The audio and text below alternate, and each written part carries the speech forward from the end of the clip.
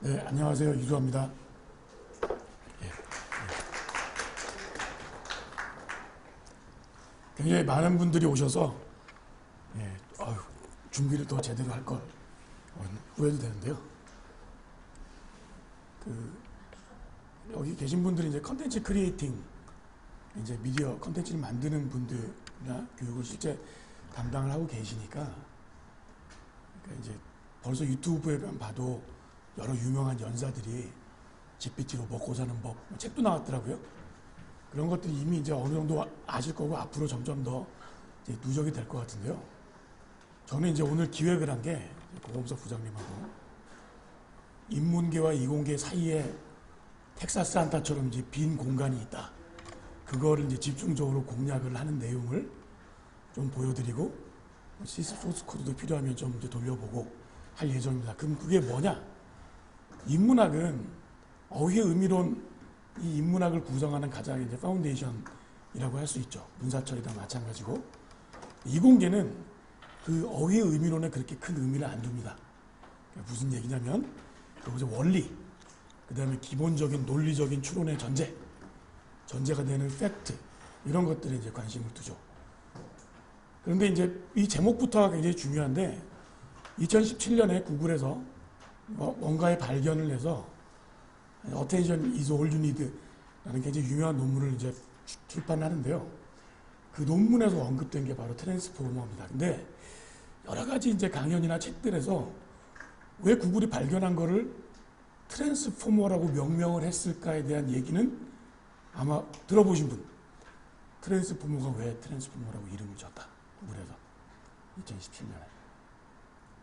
예, 저도 트랜스포머가 우리 알고 있기로는 자동차에서 로봇으로 변하고, 말하자면 펭수가 로봇으로 변하고 자동차로 변하고 뭐 이런 마구 변한다는 뜻일 텐데, 트랜스포메이션 한다는 뜻에서 왜 이 사람들이 발견한 거를 트랜스포머라고 지었을까가 이제 문제의 시작입니다.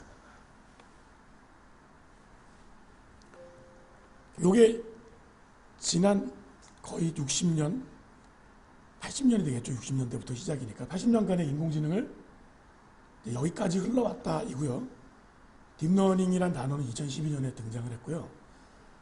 딥러닝이란 단어에서 이미 너무나 잘 알고 계실 테니까 사람 얼굴도 알아보고 뭐 잘 되는 거, 잘 되는 신경망, 이 정도로 이제 알아보셨을 텐데, 이걸 좀 빼고 얘기할게요. 표상학습이란 단어는 아마 잘 못 들어보셨을 거예요. 표상학습은 뭐냐면 리프레젠테이션 러닝이라고 하는데, 그 표상이 뭔가를 봤을 때 머릿속에 있는 그 눈 밖에 있는 뭔가에 대응되는 이 속에 있는 무엇을 의미한다. 예컨대 제가 태어나서 19년 동안 공부를 한 다음에 모년 모월 모시에 수학 능력 시험을 보러 갑니다. 그때 이제 머리만 하나 들고 가는 거죠. 그때 스마트폰이나 무슨 USB 들고 가면 안 되니까.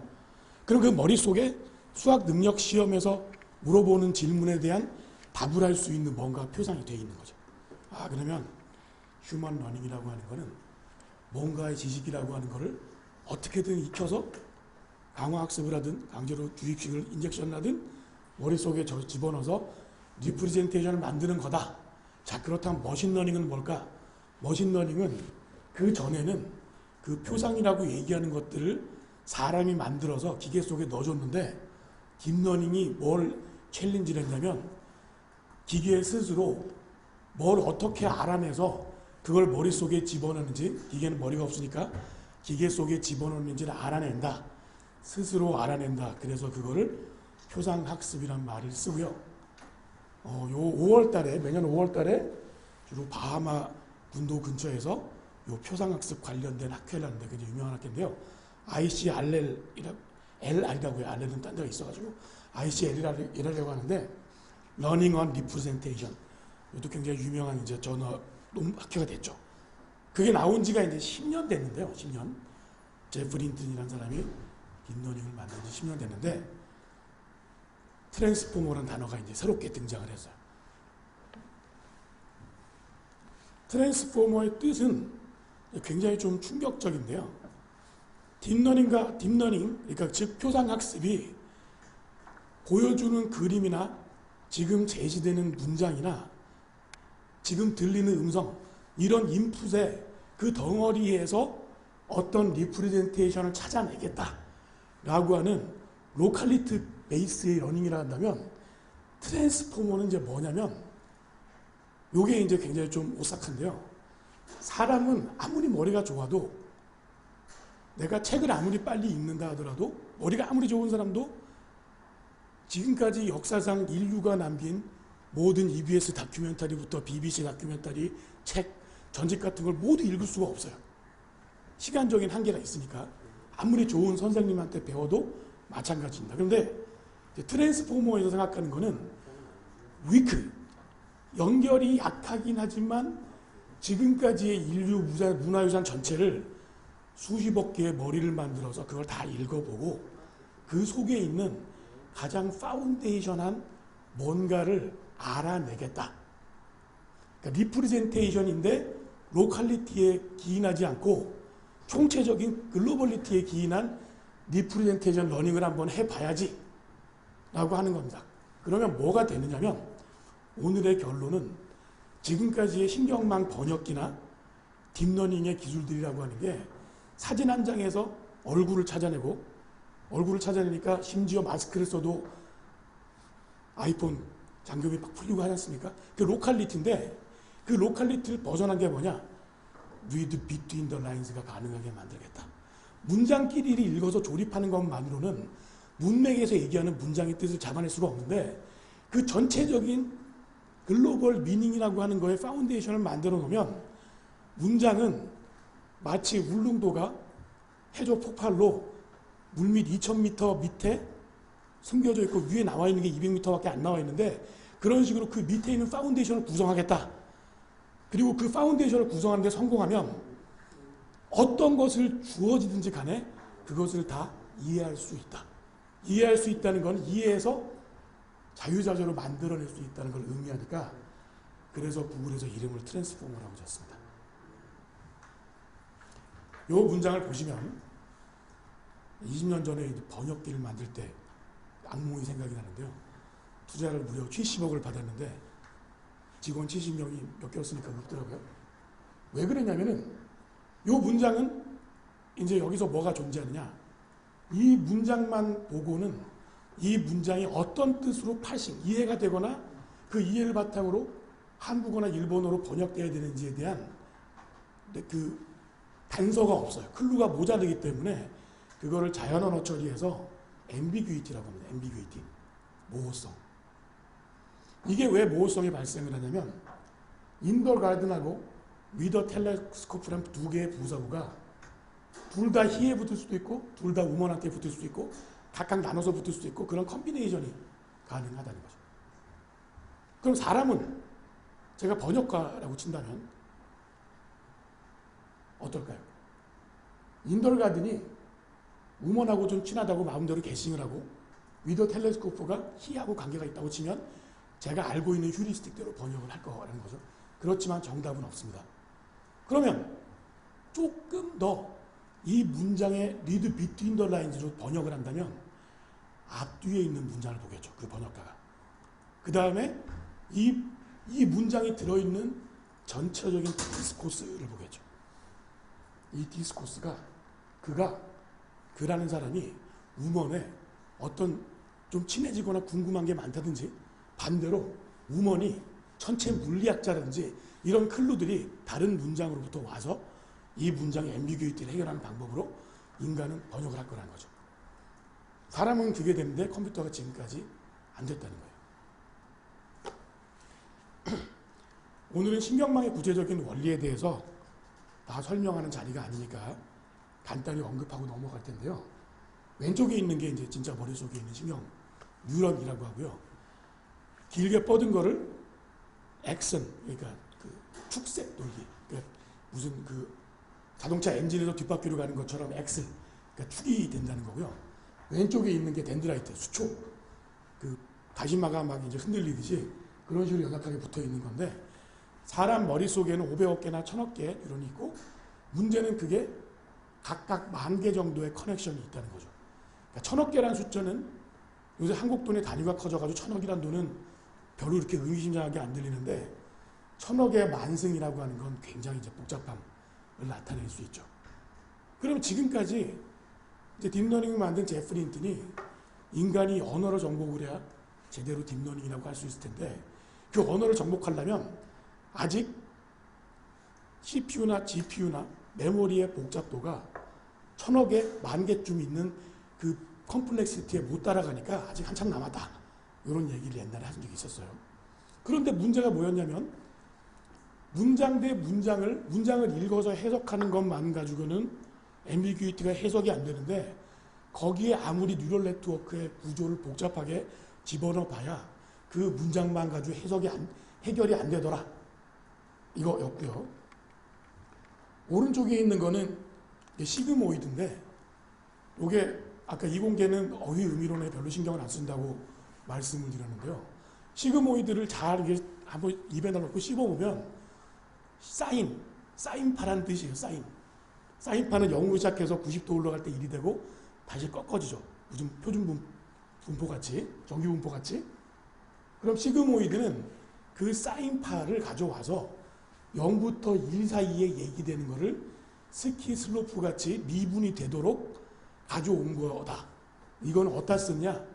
뉴럴 네트워크의 마지막 출력에 나가기 전에 이 답이 1이면 이게 사람 얼굴, 0이면 사람 얼굴이 아니다. 라는 디스크리미네이션을 했을 때 거기에 확률적으로 이건 0.8의 확률로 1이다. 이건 0.3의 확률로 0이다. 이런 걸 나타낼 때 쓰는 신경망의 기법입니다.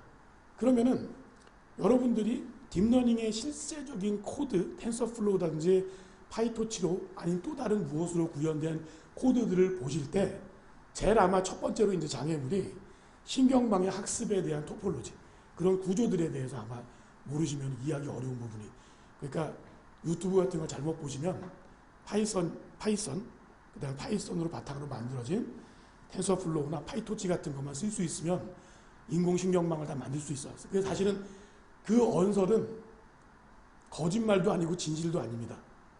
근데 중요한 거는 토폴로지의 구성 원리를 알아야 신경망을 학습시키겠죠. 더 상위 단계의 난리지가 필요한 건 사실이다.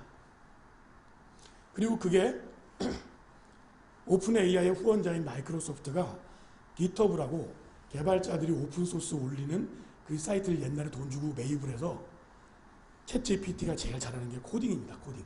이미 GitHub에 올라와 있는 커멘트하고 그 커멘트에 결부된 소스 코드하고 다 학습이 끝나서 내가 대한민국 구석구석이라는 굉장히 한국 관광 사업단위가 거기서 만든 좋은 사이트가 있는데 그걸 스크랩해가지고 내 하드디스크에 좀 저장하고 싶어. 그거 어떻게 하면 소스 코드를 짤까 그러면 GPT가 이렇게 짜줍니다. 그대로 그냥 파이썬을 돌리기만 하면 잘 긁어오더라고요. 제 하드디스크에. 손글씨를 인식하는 방법이 전형적인 딥러닝인데요. 요즘은 이게 이제 정확도가 100%입니다. 그러니까 이게 원래 80년대 초에 미국에서 사람이 보고 우편 번호를 이제 분류하다가 그게 어려우니까 카메라를 달고 아이오와나 저기 시골에 있는 할매들이 그걸 보고 이제 키보드를 쳐넣으면 그거대로 분류되는 형태였는데 그걸 이제 자동화하자.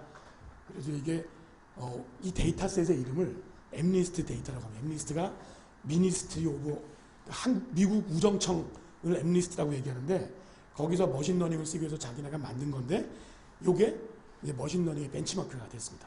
지금은 여러분들이 그냥 샘플 소스 코드 콜앱에 있는 거 가져와서 텐서플로우 소스 코드 올리면 100% 인식된다고 하는데요.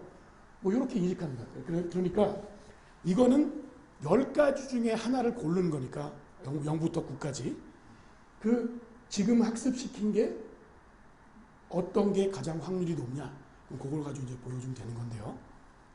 문제가 문제를 얘기하기 전에 일단 넘어가겠습니다. 요게 중요한데요. 수학 능력 시험을 공부하는 데는 19년이 걸리는데 시험은 한 5시간만 보면 되거든요. 머신러닝도 똑같습니다. GPT 같은 거를 파라메타를 학습시키는 데는 굉장히 많은 돈이 들고 컴퓨팅도 들고 데이터도 많이 필요한데 그거를 이제 학습할 때 드는 거를 머신러닝이라고 하고요. 그거를 학습된 모형을 가져와서 이게 다음 보여주는 손글씨가 3이야, 5야, 8이야 골라봐라고 하는 거를 디코딩이라고 하는데요. 디코딩. 그거는 굉장히 쉽습니다. 컴퓨터도 별로 안 들고요. 그러니까 아마 애플에서 이게 사람 얼굴이고 그중에 이수와 얼굴이야 라고 하는 걸 학습시키기 위한 여러 가지 도구들을 만드는 데는 시간이 많이 들렸을 텐데요. 그걸 제 폰에 있는 폰에 그 모델을 집어넣고 자 다음 중 이수아 씨라고 이수아 씨가 주인이라고 등록된 사람이 들이댈 때만 열어줘 라고 하는 디코딩은 굉장히 간단하다는 거예요. 서버에 갖다 할 필요도 없고 아이폰이나 아이패드 아니면 PC 레벨에서 해결할 수 있다는 거죠. 여기서 이제 제가 지금 요걸 보여드리는 거는 마소 유타카라는 동경대학 교수가 인공지능과 딥러닝이란 한국에 몇 번 초청 강연도 했었던 것 같은데 인공지능과 딥러닝이 번역서도 나왔는데 잘 팔려가지고 이제 몇 수회를 찍었었고요. 그 일본 경제성의 자문위원을 오랫동안 하셔가지고 지금 소프트뱅크 사회이사고 그림으로 그 수식이 등장하지 않는 딥러닝을 잘 저기 책에서 보여주고 있어서 인기가 얻었는데요. 이게 바로 이제 문제입니다. 피처 엔지니어링. 예컨대 지금 자율주행으로 성과를 올리고 있는 이스라엘 회사 모바일아이라는 회사가 있는데요. 모바일아이가 90년대 후반에 회사를 만들었을 때는 뭘 했었냐면은 피처 엔지니어링을 했어요. 그게 이제 원래 만들고자 하는 게 자율주행은 먼 나라 얘기니까 앞에 사람이 지나가면 브레이크를 밟아야 되는데 차 주인이 브레이크를 안 밟으면 빨간불이 켜져가지고 그 브레이크를 밟아야 된다는 걸 노티파잉을 해라. 이런 거 만들고 싶었는데 그 당시에는 컴퓨터도 딸리고 머신러닝 기법도 좋지 않으니까 어떻게 하냐면 전 세계에 굴러다니는 모든 자동차의 뒷공무니를 이렇게 트레이스를 그렸어요. 이렇게. 그럼 대부분 자동차는 어떤가요? 바퀴가 약간 땅에 닿았을 테니까 오른쪽이 긴 직각삼각형인데 밑에 돌멩이 2개 같은 게 뒤에서 보이는 형태. 봉고차면 그게 또 네모날 거고 스포츠카면 그게 더 납작할 거고 그런 경우에 이제 문제가 뭐냐면 없는 예외적인 경우가 나왔을 때 어떻게 유출할 것인가의 문제가 생깁니다. 없는 게 뭐가 있을까요? 태국에 갔더니 앞에는 자동차 모양인데 뒤에는 공교롭게도 인력거였어. 그런 거는 모바일아이가 피처 엔지니어링을 안 한 걸 거란 말이에요. 근데 태국을 가도 그걸 들이받으면 안 되니까 그걸 빨리 인식을 해야 되는데 사람은 이제 머신러닝하고 차이가 뭐냐면 사람이 아까 말씀드렸던 리프레젠테이션 러닝을 합니다. 대충 보고 표상이 뭔지를 탁탁 잡아내는데 그 중에서도 트랜스포머가 이전 단계 알파고 시절의 딥러닝과 다른 점은 뭐냐면 이제 트랜스퍼 러닝이라는 게 됩니다. 트랜스퍼 러닝이 뭐냐면 제가 외국어랑 영어를 공부한다 쳤을 때 그게 한국어의 공부 능력이랑 한국어에 대한 모국어의 능력과 제 영어의 발화 실력이나 영어의 능력이 상관관계가 있다는 거예요. 다시 말해서 한국말을 잘하면 영어도 빨리 배울 수 있다는 거예요. 트랜스퍼를 시킨다는 거예요, 사람은. 그럼 아까 모바일아이의 경우에 어떻게 트랜스퍼를 시킬 수 있냐면 내가 자동차는 자동차인데 타이어가 자동차라고 볼 수 없을 정도로 얇은 자전거의 타이어가 뒷바퀴에 있는 것도 대충 사람을 보는 순간 약간 의아하지만 유출을 해서 저것도 차의 일종이니까 빨리 브레이크를 밟아야겠다라고 순식간에 판단한다는 거예요. 트랜스퍼를 시키는 거죠. 두 번째가 있어요. 두 번째가 더 이제 의미심장한데 왜 챗 GPT가 사람들의 질문에 답변을 잘하냐면 두 번째가 잘 되기 때문인데 제로샷 러닝이라고 하는 거랍니다. 제로샷 러닝. 자, 제로샷 러닝이 뭐냐? 제가 뽕네프의 연인들이라는 뽕네프 다리의 연인과 뽕네프 연인이라는 프랑스 영화를 보고 그 주인공이 아디다스 추리닝 입고 나오는데 프랑스 파리에 내가 꼭 가봐야겠다. 근데 돈이 없어.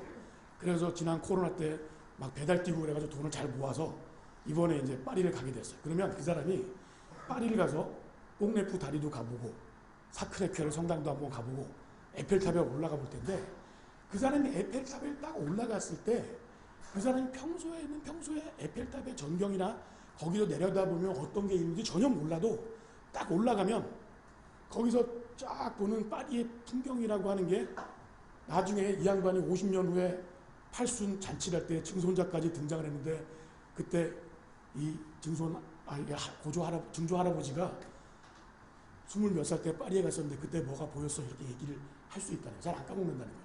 제로샷인데도 러닝이 가능한. 딥러닝 같은 건 어때요? 사람 얼굴을 학습시키려면 100만 장의 사진이 필요해. 데이터 땡사업 때 굉장히 많은 돈을 들여서 데이터를 많이 만들었잖아요.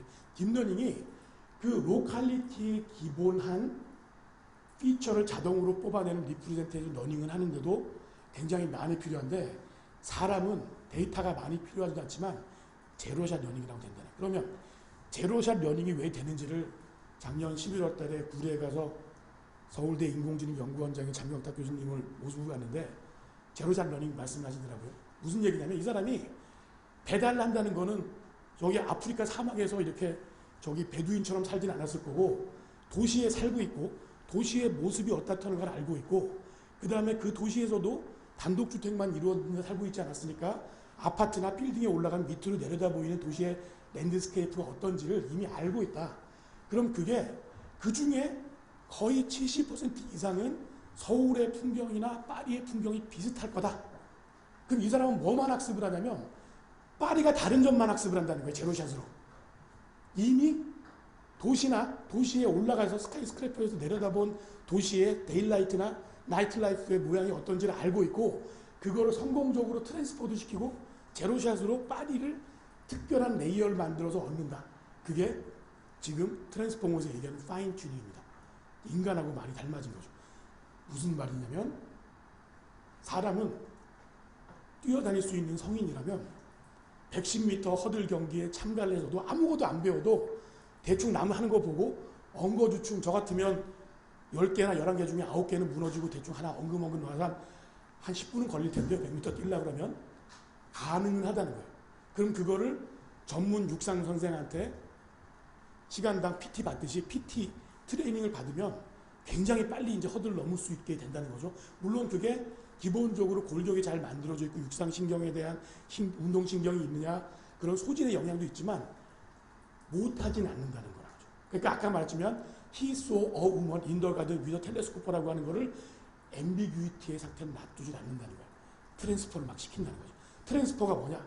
지난날 저의 짓궂었던 고등학생 날의 고등학생 때의 경험을 거기 트랜스퍼 시켜보면, 맞아, 나도 쌍안경으로 굉장히 밝히기가 창피하지만 남의 집 어떻게 사나 구경한 적이 있었지. 그런 거 그러면 He가 나라고 저기서 텔레스코프에 갖다 붙이기가 좋을 거야. 물론 그게 정답은 아닙니다. 그 사람이 굉장히 오랫동안 돈을 모아서 에펠탑에 가서 파리 전경을 봤어도 기본적인 난리지가 부족해서 라데팡스라든지 그 프랑스 파리에서 봐야 될 것들이라면 꼭 봐야 될 것들을 못 보고 넘어갈 수도 있어요. 그 사람이니까. 그런데 그게 하여튼 그 사람이 기본적으로 갖고 있는 일반적인 세계에 대한 표상이라고 하는 걸 바탕으로 트랜스포도 시키고 제로샷 러닝도 가능하다. 그게 불가능했기 때문에 피처를 사람이 결정해주면 답이 확실하긴 한데, 이게 은행에서 대출할 때 이런 피처 같은 걸 쓰거든요. 신용평가회사에서 이 사람의 신용평가 같은 거 할 때 여러분들이 이제 MT나 신입사원 공채 같은 데, 연수 같은 데 가서 배우시는, 아니면 경영학 시간에 나오는 의사결정 트리 같은 식으로 이 사람이 집이 있느냐 없느냐, 결혼했느냐 안 했느냐, 나이가 몇 살이냐, 연소득은 얼마냐, 이런 걸 다 따져보고 대출 오케이, 대출 안 돼. 그것도 아까 머신러닝이 한다 그러면 시그모이드 함수에 거쳐서 이 사람은 0.98의 확률로 대출 2천만 원까지는 괜찮아, 이런 식으로 나갈 거라는 거죠. 그게 피처인데, 은행의 소득, 그 사람의 여러 가지 컨디션을 대칭하는 것 같은 거는 대출이 좀 틀려도 문제가 없는데, 아까 자동차 같으면 문제가 생기면 막 들이받거나 다른 굉장히 많은 문제가 생길 수 있다는 거죠. 특히 이게 언어 처리에서 문제를 보였냐면, 제가 살아있는 그 자연어 처리의 역사로서 20년 전에 형들하고 번역기회사를 했었을 때는 번역이 안 된단 말이에요. 그러면 하나를 고쳐. there is나 there are가 나오면 이거 무생물 주어니까 주어를 한국에서 빼버리고 이런 식으로 하도케라고 피처를 가르쳐주면, 자연 언어는 수학으로 만들어진 게 아니라서 꼭 문제가 생깁니다. there is나 there are라고 하는 게 다른 용법으로 쓰인 용도가 있는데, 아까 그 앰비규이티처럼 그 문장 하나에서 디시전을 할 수가 없다는 거예요.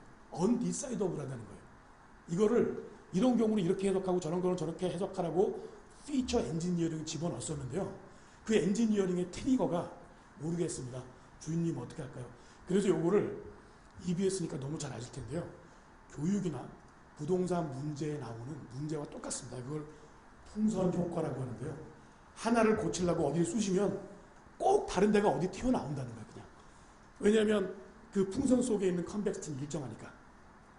그게 지금까지의 딥러닝의 문제였어요. 그러니까 알파고가 2016년에 멋있게 이제 승리를 한 다음에 그것만으로 대단한 어치브먼트였지만 언어 처리나 사실은 이게 한 5, 6년 전부터 굉장히 많이 들어오셨던 이어 청크가 뭐가 있으시냐면 빅데이터 이런 걸 보셨죠. 빅데이터를 훌륭하게 리프레젠테이션 러닝에서 딥러닝에 파고들어가지고 뭔가 해석을 해서 짝짝 골라주고 뭔가 자동 채점도 하고 이런 게 안 됐던 근본적인 문제가 제로샵 러닝이나 트랜스퍼 러닝이 안 됐기 때문인데 그거를 이제 밝혀낸 거다. 요게 이제 마초 유타카야 딥러닝 본격적으로 얘기하기 전에 이제 나름대로 중간 결론인데 요거를 좀 아는 척을 하자면 소시르라고 하는 사람은 여기 교육 방송이니까 다 아실 텐데요. 소시르가 이제 언어 삼각형이라는 걸 얘기를 하나요? 여기에 이제 고양이라고 하는 엔티티, 실체가 있어. 고양이. 야옹야옹하고 브리짓 존스의 일기를 보면 노처녀들이 고양이 마니큐어부터 뭐 이런 얘기도 그런 게 다 뜻이고 그 다음에 이제 소시르가 프랑스 사람이니까 시그니파이드, 영어로 시그니파이드인데 이게 시그니피에라고 하는데 이미 사람들이 고양이에 대해서 나름대로 고양이 뭐 이름을 불러가지고 그거에 대해서 뜻이 머릿속에 들어간 것. 이게 바로 소시르가 얘기하는 시니피에가 바로 오늘 얘기하는 리프레젠테이션입니다. 리프레젠테이션. 표상. 기계가 스스로 시니파이드가 된다면 그게 딥러닝인 거고 기계가 스스로 안 돼서 사람이 손으로 시니피에를 넣어주면 그게 핸드크래프트 피처 머신러닝이 되는 거고요. 그러면 소시르가 이제 무슨 얘기했나요? 왜 그런데 고양이에 대한 기의, 한국어로 표현하면 기의일 텐데요. 기의는 똑같은데 왜 전부 각각의 나라마다 기표라는 게 다르지? 기표가 제가 조사를 해보니까 이거더라고요. 시그디 프랑스어니까 뒤에 T 발음이 안 되니까 시그니피앙인데 이거 시그니파잉 정도 되겠죠. 영어로 하면. 그러니까 기의는 고정되어 있는데 그게 그때마다 다르게 자의적으로 갖다 붙는다. 우리나라는 고양이, 영어로 캣, 그다음에 프랑스어는 또 뭐, 그 다음에 사람들 같은 것도 신조어까지 만들어내죠. 고양이가 영원히 한국어로 고양이란 시그니피앙을 가지자는 법이 없죠. 바뀔 수도 있어요 또. 그런데 이제 마소 유타카 선생님이 얘기한 건 뭐냐면 그 핸드크래프트 머신러닝 리프레젠테이션을 집어넣어주면 문제가 생기는 게 신조어 같은 거에 대응을 못한다는 거예요. 그 다음에 번역도 잘 못한다는 거죠. 그래서 이 리프레젠테이션, 머신러닝에서 말하는 리프레젠테이션, 이게 원래는 이제 인지과학에서 얘기하던 건데 심리학이나 그 리프레젠테이션을 스스로 알게 되면 많은 문제를 해결할 수 있다. 그러니까 이제 알파고를 이긴 거다까지 온 거죠.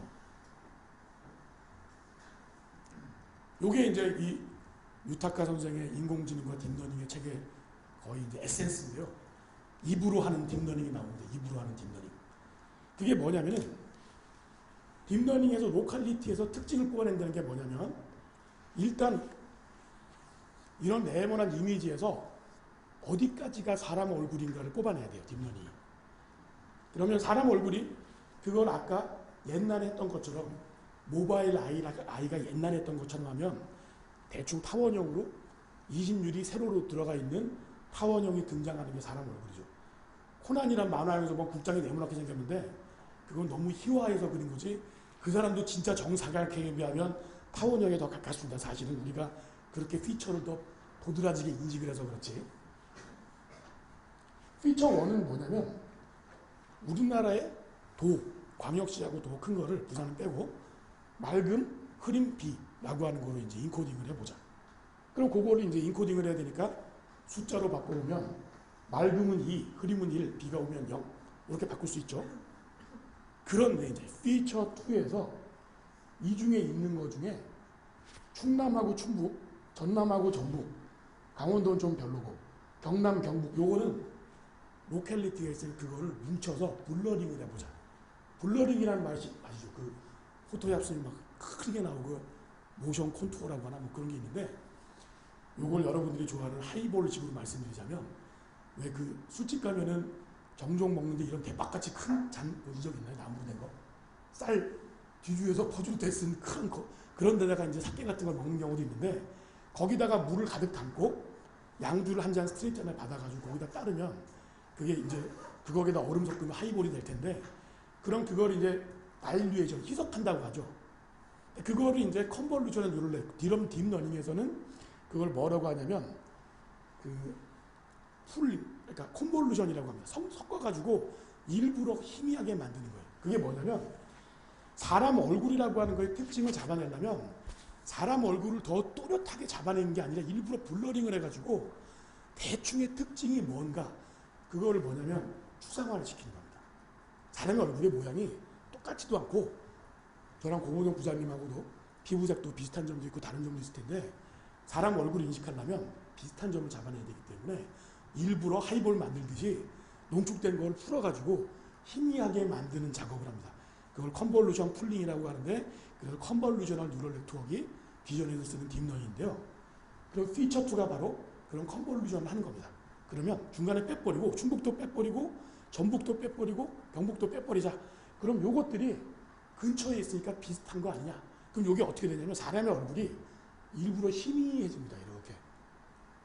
그럼 거기다가 숫자를 더 추상화시키면 한 단계 입력층을 더 쌓아서 추상화시키면 어떤 게 드러나냐면 요것들의 분포를 조금 더 세밀하게 그려보고 나니까 우리나라는 정확한 모양이 뭔지는 몰라도 제주도라는 희한한 동네가 하나 있고 나머지는 삼면이 바다로 된 나라인 것 같아. 그런 피처를 이제 추상적인 피처를 잡아냈어요. 그러면 삼면이 바다인 나라를 다른 말로 뭐라고 할까요? 그 비슷한 나라가 어디 있지? 찾아보면 이제 되거든요. 이탈리아. 오케이. 비슷하지 않습니까?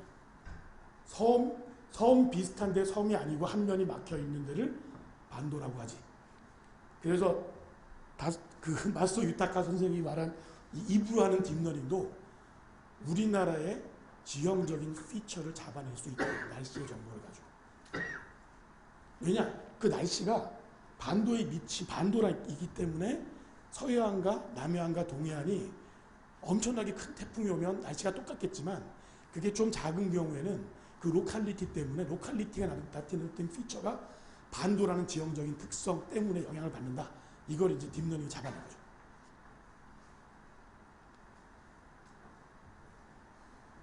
(2012년에) 구글의 고양이 인식 이건데요. 이게 말씀드린 딥러닝입니다. 딥러닝에서 얼굴 전체에 대한 피처, 그 다음에 눈알에 대한 피처, 코 모양에 대한 피처 그런 것을 각각 모아서 만들게 됩니다. 자, 그리고 이제 오늘은 딥러닝 얘기를 자세하게 하는 게 이 강의의 목표가 아니니까 그 딥러닝의 성공 사례를 얹고 더 글로벌하게 만든 게 이제 트랜스포머니까 딥러닝에 대한 이해를 좀 하시면 설사 트랜스포머를 구현한 소스 코드를 보셔도 아, 이거 딥러닝에 나온 얘기지. 그 다음에 한 가지 이제 마지막으로 좀 제안 드릴 게 강건성인데요. 강건성에 대해서는 제가 재밌는 얘기를 드릴 테니까 그것만 들으시면 평생 안 까먹으실 거예요. 저는 이제 골프를 잘 못 쳤는데 옛날에 어르신들 골프 칠 때 이제 그거 영업하느라고 이제 구경은 간 적이 있는데 인도어에.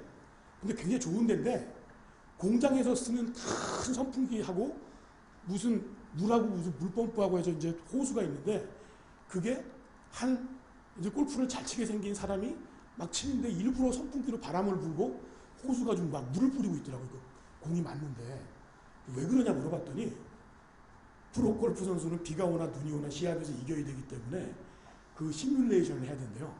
안정적인 이상 치면 안 된대요. 그럼 이제 그게 강건성하고 무슨 관계가 있지? 그럼 그 얘기 답을 얘기하기 앞서서 하나 더 말씀드리자면 실내 수영장을 갔는데 이렇게 길게 만들어진 대나무 파이프 같은 건데 그것도 물이 졸졸졸 나오는데요. 저기 어디 유명한 절에 가면 이렇게 생수 나오잖아요. 졸졸졸. 그걸 가지고 배영 선수가 배영으로 막 수영을 하는데 코치가 따라다니면서 얼굴에다 물을 붓고 있더라고요. 그 왜 그러냐 했더니 이게 스트로크가 세기 때문에 선수들이 옆 레인에서 팍 쳤을 때 확 튀어오는 경우가 있는데 그때 여러분들 수영 잘 아시니까 이게 잠깐 코에 물이 들어가면 당황을 하거든요. 그럼 이제 망한다. 그런 경우로 훈련시켜야 돼. 역시 아까 프로골프 선수랑 똑같아요. 비가 오나 눈이 오나 얘는 메달을 따야 되니까. 그게 강건성이냐 무슨 관계가 있냐면은, 우리가 데이터를 모으는 거는 총선이나 대통령 선거할 때 출구 선거에 표를 모으듯이 샘플링 한 걸 가지고 모집단을 추정하는 거에 불과해요. 그럼 실제 야생의 데이터는 훨씬 더 모호하고 사진으로 말하면 흔들려 있고, 음성으로 말하면 노이즈가 칙칙하고 빵빵 소리도 나고 마이크가 떨어져서 잘 소리도 안 나고 하는 식의 뭔가 문제가 있을 가능성이 높기 때문에 일부러 데이터를 건드려 가지고 리얼리티, 야생에 가깝도록 만드는 게 강건성을, 머신러닝 입장에서 보면 강건성입니다. 아까 프로골프 선수의 강건성은 뭐냐? 내가 시합을 딱 하려고 그랬더니 비가 오네? 그럼 비가 오는데도 내가 훈련했으니까 강건하지? 그 프로골프 선수가 비가 오나 눈이 오나 강건하기 때문에 강건성이 높아지는 거고, 그러려면 데이터를 더럽게 만들어야 된다. 더럽게 만든다는 게 뭐냐면 리얼리티에 가깝도록 분포를 만지는 거예요. 통계로 얘기하면. 그럼 또 뭐가 있냐? 그 강건성을 나타내는 것 중에 뭐가 있을까요? 산토리니인가 어디 이탈리아에 있는 유명한 개 학교가 있는데요.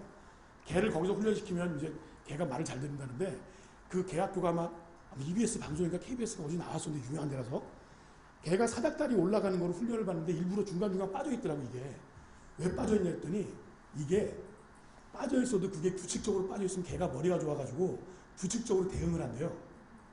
사실 규칙적으로 대응을 하는 게 바로 피처를 알아내는 거고, 그 피처를 만드는 게 모델링이고, 모델링이 바로 학습입니다. 우리가 사회를 만들고 모델을 만들지 못했다면 모든 경우가 만인에 대한 투쟁 비슷하게 모든 경우에 생각을 해야 됩니다. 그게 아니고 모델을 만들어 놓고, 모델의 이제 최후의 보루가 법 같은 건데요. 그거대로 행동하도록 만들어 놓으면 판단하는 게 굉장히 쉬워지겠죠. 이건 하면 안 되고 이건 안 되고 매번 생각할 필요가 없어진다는 거예요. 그게 학습의 궁극적인 원리랑 비슷한데요. 그래서 그 개학교에서는 개가 그걸 넘어가는 걸 학습을 안 시키기 위해서 랜덤하게 빼는 거예요. 마찬가지로 딥러닝에서는 입력 신호를 받아서 응급증 몇 단계를 건너서 출력출을 나갈 때 드롭아웃 테크닉이라고 랜덤하게 데이터를 뺍니다. 랜덤하게 데이터를 빼지 않으면 이 강건성의 반대말이 오버피팅입니다. 오버피팅. 머신러닝 하는 사람들이 제일 안 좋아하는 말인데요. 오버핏이 뭐냐면, 미식 축구 선수들 옷을 보면 입고 꼬는 것 같이 막 팽팽하잖아요. 그게 오버핏이, 제가 밥을 안 먹었을 때 기준으로 옷을 맞추면 평양냉면을 두 그릇 먹는다면 바지가 안 잠기겠죠. 그게 오버핏이에요. 실험실에 있는 정규화된 데이터만 가지고 학습을 너무 시키면 그게 거기에 완전히 과적합하게 돼서 약간만 문제가 틀어져도 문제를 못 핀다. 그러면 아까 그 좀 무식한 골프 선생은 실내 골프에서 잘 치면 잘 칠 수 있어라는 신념이 있어가지고 바람도 안 불고 그냥 맑은 대낮에 치는 환경에서만 열심히 연습을 시키면 어때요? 갑자기 골프 시합 중인데 계기 이식이 돼가지고 불이 들어와서 예상 못하게. 그런 경우에 완전히 맞질 않겠죠. 그게 오버핏이에요. 데이터의 분포가 한계가 있는 경우. 그러니까 주입식 교육이 무서운 게, 휴먼 러닝에서도 그 천재의 탄생인가? 스퍼크 오브 지니어스라는 10년 전에 유명한 그 책을 보면, 얘가 중간고사 물리 시간에 토크라는 개념에 들어가서 시험 봐서 A+를 받았는데, 그 대형 강실에는 큰 문을 못 열더라. 문을 열려면 토크의 개념이 뭐냐면, 그 기중계의 원리인데, 축에서 멀리 떨어질수록 미는 힘이 적어지지만 이동거리가 길어진다. 그러니까 이제 음식 도로를 쓰는 거란 말이에요. 그럼 많이 당겨야 되지만 사람이 감당이 가능하니까 1톤짜리 돈도 들 수 있는 거다. 그 원리를 시험을 봤더니 맞았는데 그걸 응용을 못하는 거예요. 머신러닝이나 휴먼러닝의 근본적인 목표는 머신러닝과 휴먼러닝 그 자체에 있지 않고 그거를 세상에 써먹는 게 있는데 그걸 못하게 된다. 근데 그게 사람하고 기계하고 똑같다는 것 자체가 굉장히 오싹하죠. 그러니까 사람한테 있어서는 그 강건성을 높이는 게 바로 해외 여행, 실습, 견학, 가나안 농군학교 가서 노동하기, 이런 것들이 그 로부스트니스를 올리는 방법 중에 하나라는 거죠. 이게 이제 마소 유타카가 딥러닝을 보고 한 얘기인데, 물리적인 제약이 없는 컴퓨터의 크기는 인간지능을 넘어설 수 있는데 이걸 이미 알았단 말이에요. 당연하죠. 이거 컴퓨터는 잠을 안 자니까. 그 다음에 이미 여러분들이 쓰는 이 제가 쓰는 코딱지만한 노트북에도 그 CPU 코어가 10개 이상 들어가 있는데, 이걸 10억 심지어 오픈 AI하고 마이크로소프트가 작년 말에 챗 GPT 3.5를 가지고 대화가 되는 모듈을 붙여서 대화가 되는 게 순식간에 가입자 1억 명이 되니까 1월 달에 곧바로 대만에 있는 TSMC에 GPU를 10,000개를 주문했는데 GPU 10,000개 뭐 하나에 뭐 한 500만 원이면 10,000개라고 500억이면 되는 거 아니야? 그 주문한 게 최신형 GPU인데 H100. H100이 하나에 3만 불이에요. 3만 불. 3만 불짜리를 1,000개를 주문했으니까 GPU 값만 3,900억을 쓴 거죠. 근데 이제 더 문제가 요게 이제 인문계에서 좀 알아두셔야 되는데, 인문계는 이제 물리성이 없는 학문이니까 뭐든지 입으로 다 되잖아요. 그러니까 그 돈텔 어쩌군가는 그 디카프리오가 나온 영화 보면 인문계가 다 해결하자 하려고 그러잖아요. 과학자는 막 경고를 하는데 대한민국에 안 되는 게 어디 있어? 이런 식으로 이제 해결하려고 그러는 게 이제 인문계 문제인데, 저는 참고로 학부는 인문계 나왔고 석박사는 이공계 나와가지고 이제 잘합니다. 양쪽에 문제점이 뭔지 잘 알아요. 근데 인문계를 비판하려는 게 아니라 3,900억이란 돈이 문제가 아니고 그 GPU들을 1,000개를 쭉 연결해서 굉장히 거대한 규모의 머신러닝을 시키는 그 소프트웨어 자체가 만들기가 어려운 소프트웨어예요. 그걸 가지고 책본 만들고 뭐 껍데기 어떻게 하고 그거는 두 번째 문제고, 그런 라지 스케일의 머신러닝을 시켜볼 수 있는 나라, 그런 회사가 전 세계에 몇 개 안 된다는 거예요. 그럼 마이크로소프트는 왜 가능하냐? 이미 옛날부터 마이크로소프트 영업사원 아닙니다. 다른 데도 다 가능한데 구글이 한 칼을 먹은 거죠. 이제 복수의 칼날을 막 금강석에다 이제 칼을 갈고 있었는데 구글이 그걸 눈치채고 막 경고를 많이 하고 심지어 그 많은 돈을 주고 인수한 딥마인드에서 이런 비슷한 알고리즘 만들어서 써보는 게 어때라고 위확인된 게 1년 전에 경고를 날렸는데도, 왜냐면 이게 이런 답변형의 AI가 구글의 검색 엔진과 정면적으로 이익이 충돌을 하거든요. 이걸 카니발라이제이션이라고 하죠. 서로 잡아먹는 거. 인간이 이제 먹을 게 없어 인간끼리 잡아먹는 것 때문에 카니발라이제이션이라는 단어가 나왔을 텐데, 구글이 그것 때문에 이제 간을 보고 있었고, 그 다음에 제가 또 추측하기로는 2016년에 테이라는 챗봇이 마이크로소프트에 먼저 내놨는데, 그때 흑인 여성을 보고 원숭이 같다 이런 이제 쓸데없는 얘기를 해서 하루 만에 서비스를 접었죠. 굉장히 많은. 그래서 제가 볼 때도 미션 임파서블에 나오듯이 오픈 AI를 통해서 먼저 간을 보고 그게 문제가 없이 넘어가면 이거 우리가 사실은 같이 한 거지롱, 이런 게 전략이었던 것 같아요. 미션 임파서블의 국장이 뭐라 그러냐면 항상 탐 크루즈한테 네가 혹시 뭐 하다 잘못되면 우린 너의 존재를 부정할 거야, 미안해, 이런 얘기가 나면서 카제 테이프가 이제 뻥 터지고 끝나는 게 인트로잖아요. 그거랑 비슷한 전략이었던 것 같아요. 그런데 제프 린튼이 딥러닝을 만들었을 때, 그럼 제프 린튼이 딥러닝이라는 게 어느 날 갑자기 하늘에서 뚝딱 떨어졌느냐? 제프 린튼이 신경망을 40년 이상 공부한 학자고요. 심지어는 86년에 백프로포게이션이라고 이제 아까 다층의 신경망을 학습시키는 논리, 알고리즘을 만들어서 제2의 인공지능의 봄이 생기죠. 그래, 이대로 하면 다 될 거야. 근데 그게 곧바로 제2의 인공지능의 상승곡이 되지 않고 겨울이 와버린 이유는 두 가지의 치명적인 약점이 있었어요. 컴퓨터가 너무너무 느렸고요. 두 번째가 더 문제인데 데이터가 없었어요. 그럼 딥러닝 같이 사람 얼굴이 사람이 볼 땐 굉장히 간단해 보여도 이 피처가 100차원 이상이 걸쳐져 있는 굉장히 복잡한 문제거든요. 심지어 옛날에 그 IT 박람회 이런 데 제가 어렸을 때 가보면 사람 얼굴 인식기 앞에 지나가는데 일부러 이제 좀 이상하게 하려고 머리를 이렇게 볼펜에 꽈가지고 베토벤처럼 만들고 가면 못 알아봐요. 제가 전지 약간만 바꿔도 피처를. 그러니까 사람이 복잡하다는 건데, 그거는 이제 100차원 이상의 문제라고 했을 때 그 100차원 이제 이상의 문제를 풀려면 뉴럴 네트워크의 구조가 굉장히 복잡해져야 되는데, 그 복잡해지면 데이터가 많이 들어가야 됩니다. 복잡한데 데이터가 적게 들어가면 오버핏이 돼요. 그럼 다른 말로 얘기하면 IQ가 110인 학생하고 IQ가 160인 학생이 160인 학생이 오버핏이 더 잘난다는 거예요. 머리가 좋으니까. 하나만 줘도 너무 잘 외워가지고 그게, 그래서 EBS니까 재밌는 격언을 하나 또 상기시켜드리자면, 세상에서 제일 무서운 사람은 책 한 권 읽은 사람이다. 그게 오버피팅을 얘기하는 거거든요. 책 한 권이 아까 정규화가 돼가지고 이게 세상의 모든 거라고 이제 생각을 한다는 거죠. 되게 무서운 사람이에요. 그런 거랑 비슷한데 2010년에 딥러닝이 나오게 된 거는 엔비디아에서 GPU를 가지고, 다만 그때는 GPU가 비싸지 않을까? 돈 100만 원 좀 제일 비싼 걸 샀었으니까 그것만 해도 기상청에 있는 500억짜리 슈퍼컴퓨터를 팩터 연산이란 병렬 처리는 어느 정도 할 수 있어. 그걸 만들어놨고요. 그 다음에 두 번째로는 이제 이걸 두 번째가 딥러닝이 나오게 된 배경이죠. 데이터가 어떻게 많아졌을까요? 이 사람은 잠깐 퀴즈를 한번 해볼게요. 이 사람이 옥스퍼드대학 석사 출신인데 물리학과를 나왔고 졸업해서 유럽 핵물리 공동연구소 연구원으로 있을 때 근데 이 사람이 개인적으로는 스티브 잡스 빨아서 그 유럽 핵물리 공동연구소에 쓰던 워크스테이션도 이 스티브 잡스가 만든 시커먼색의 워크스테이션을 썼고 그 다음에 이 사람이 그 당시에 맥킨토시에 있었던 하이퍼 카드라고 하는 앱이 있었는데 거기서 하이퍼라는 이런 걸 가져와서 뭔가를 만들죠. 그 사람 이름은 아마 잘 아실 거예요. 지채널 같은 데 많이 등장을 했었을 테니까. 팀 버너스-리. 월드 와이드 웹이죠. 월드 와이드 웹이 등장한 다음부터 그 팀 버너스-리가 그때 썼던 게 넥스트라는 워크스테이션을 이제 잡스가 만든 거고 그 다음에 하이퍼 카드가 그 당시 80년대 초반에서는 있을 수 없던 멀티미디어 노트북이었거든요. 앱이.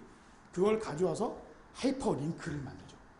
그게 텍스트, 비디오, 그 다음에 그림, 음성 이런 것들을 한꺼번에 링킹 시킬 수 있다 그래서 하이퍼 링크란 말도 썼고 그 다음에 우리가 파란색으로 누르면 다른 웹페이지로 뜨죠. 그 하이퍼 링크라고 만들었고 그래서 하이퍼 링크 프로토콜이 HTTP입니다.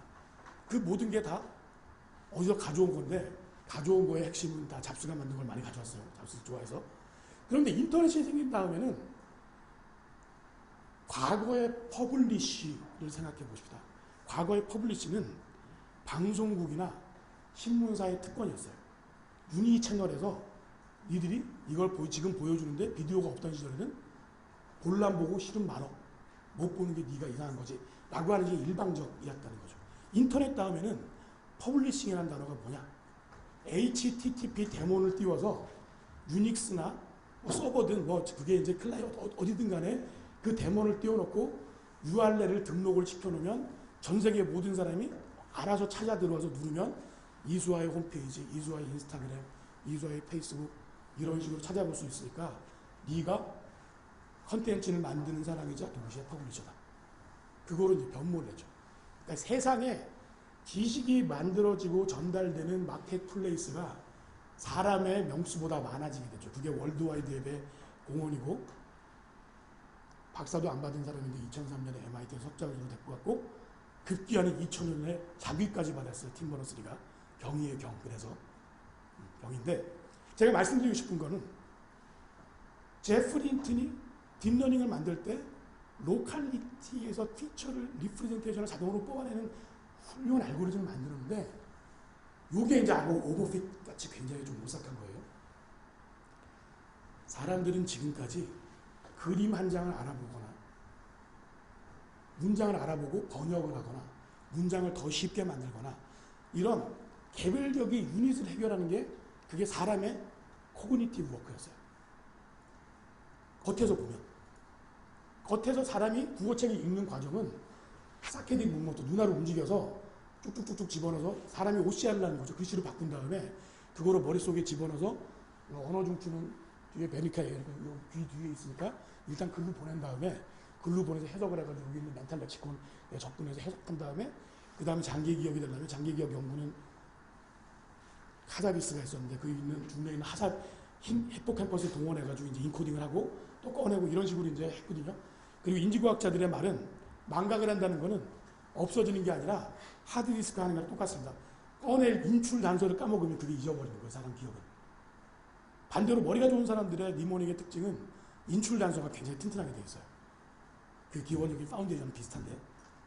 옆으로 좀 했는데 더 말씀드리자면은 사람이 하는 그 리얼타임의 코그니션을 모방하는 거에 너무 집중해왔다는 거예요. 그게. 번역가들의 번역가나 동시통역가나 번역사들의 그 읽어보고 듣고 해석하는 거. 그 다음에 또 뭐가 있나요? 그림. 큐레이터들이 렘브란트나 고흐의 작품을 보면서 이렇게 설명해 주는 것. 사람이 그림을 알아보는 것. 이런 것들의 개별적인 인스턴스, 로컬리티 기반의 코그니션에 집중했었는데 인터넷이 뭘 제공했다 그랬나요? 엄청나게 많은 데이터들이 다 남겨있잖아요. 그거를 모을 수도 있고 그래서 2017년에 시도한 게 신경망 번역기를 만들다 보니까 사람이 문장 하나를 먹고 해석하는 수동적인 자세에서 벗어나서 전 세계에 있는 모든 지를 한꺼번에 모아서 그 그 기의를 알 수 있는 제너럴한 인텔리전스까지는 아니더라도 제너럴한 뭔가를 만들어 보면 어떨까? 그게 뭐냐?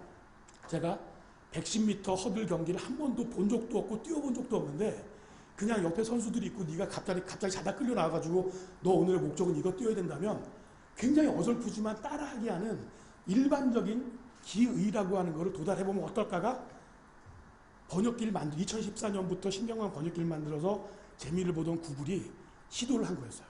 그래서 트랜스포머라는 이름을 만든 거죠. 이 논문 같으면 이제 읽어볼 만한데, 참고로 인지과학자들이 얘기한 거는 처음 들어보는 얘기는 학생으로서 전혀 이해가 안 되기 때문에 맨 앞에서 잘 듣고 있으나 중간에서 소설을 읽고 있거나 맨 뒤에서 자거나 시험을 보면 다 빵점이다. 그래서 반복을 해야 된다, 이런 얘기 많이 들으셨을 텐데, 정재영 교수님이 교육혁명, 챗GPT 교육혁명이라는 책도 쓰셨는데, 저는 교육혁명이 간단히 이제 선생님이 하는 거는 챌린지에 불과해. 이런 것들이 있으니까 이런 로컬리티를 공부 한번 해보는 게 좋을 것 같아 라고 얘기만 하면 애들이 직접 찾아보면 됩니다. 예컨대 요걸 이제 보시고 이거 그림 괜찮네, 이게 이제 언급 많이 되는 그림인데 요 논문에 대해서 내가 좀 잘 모르겠어 그럼 메모해 놓으셨다가 수업 끝나고 챗 GPT한테 저기 굉장히 좀 초등학생도 알만한 쉬운 브리프로 요걸 요약 좀 해봐.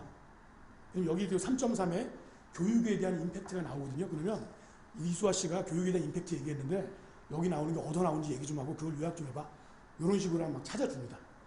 챗 GPT가 잘하는 거는 시사 상식 같은 거는 조금 약한데 틀린 수목과는 똑같이 이상하긴 한데 교과서에서 나오는 얘기는 거의 100% 정확합니다. 그러니까 구체적인 논문을 타겟으로 그 논문하고 1번 논문하고 2번 논문이 어떤 게 비슷하고 어떤 게 달라. 이게 프랑스에서 바카로레아 훈련시키기 위해서 가장 최초로 하는 훈련이 세이먼 디퍼런트 매칭을 시키는 거거든요. 글 두 개를 주고 이것 중에 이 두 개의 아규멘테이션이 어떤 게 비슷하고 어떤 게 다른지를 훈련을 굉장히 오랫동안 시켜야 아까 19년 수능 준비하듯이 바카로레아가 그냥 논술학원 가서 공부한다고 되는 게 아니라 초등학교 2학년 때부터 고등학교 3학년까지 그랑제골 가려면 한 해 더 다니는데 굉장히 오랜 시간 동안 트레이닝을 받아야 가능한 건데 우리는 너무 급하죠.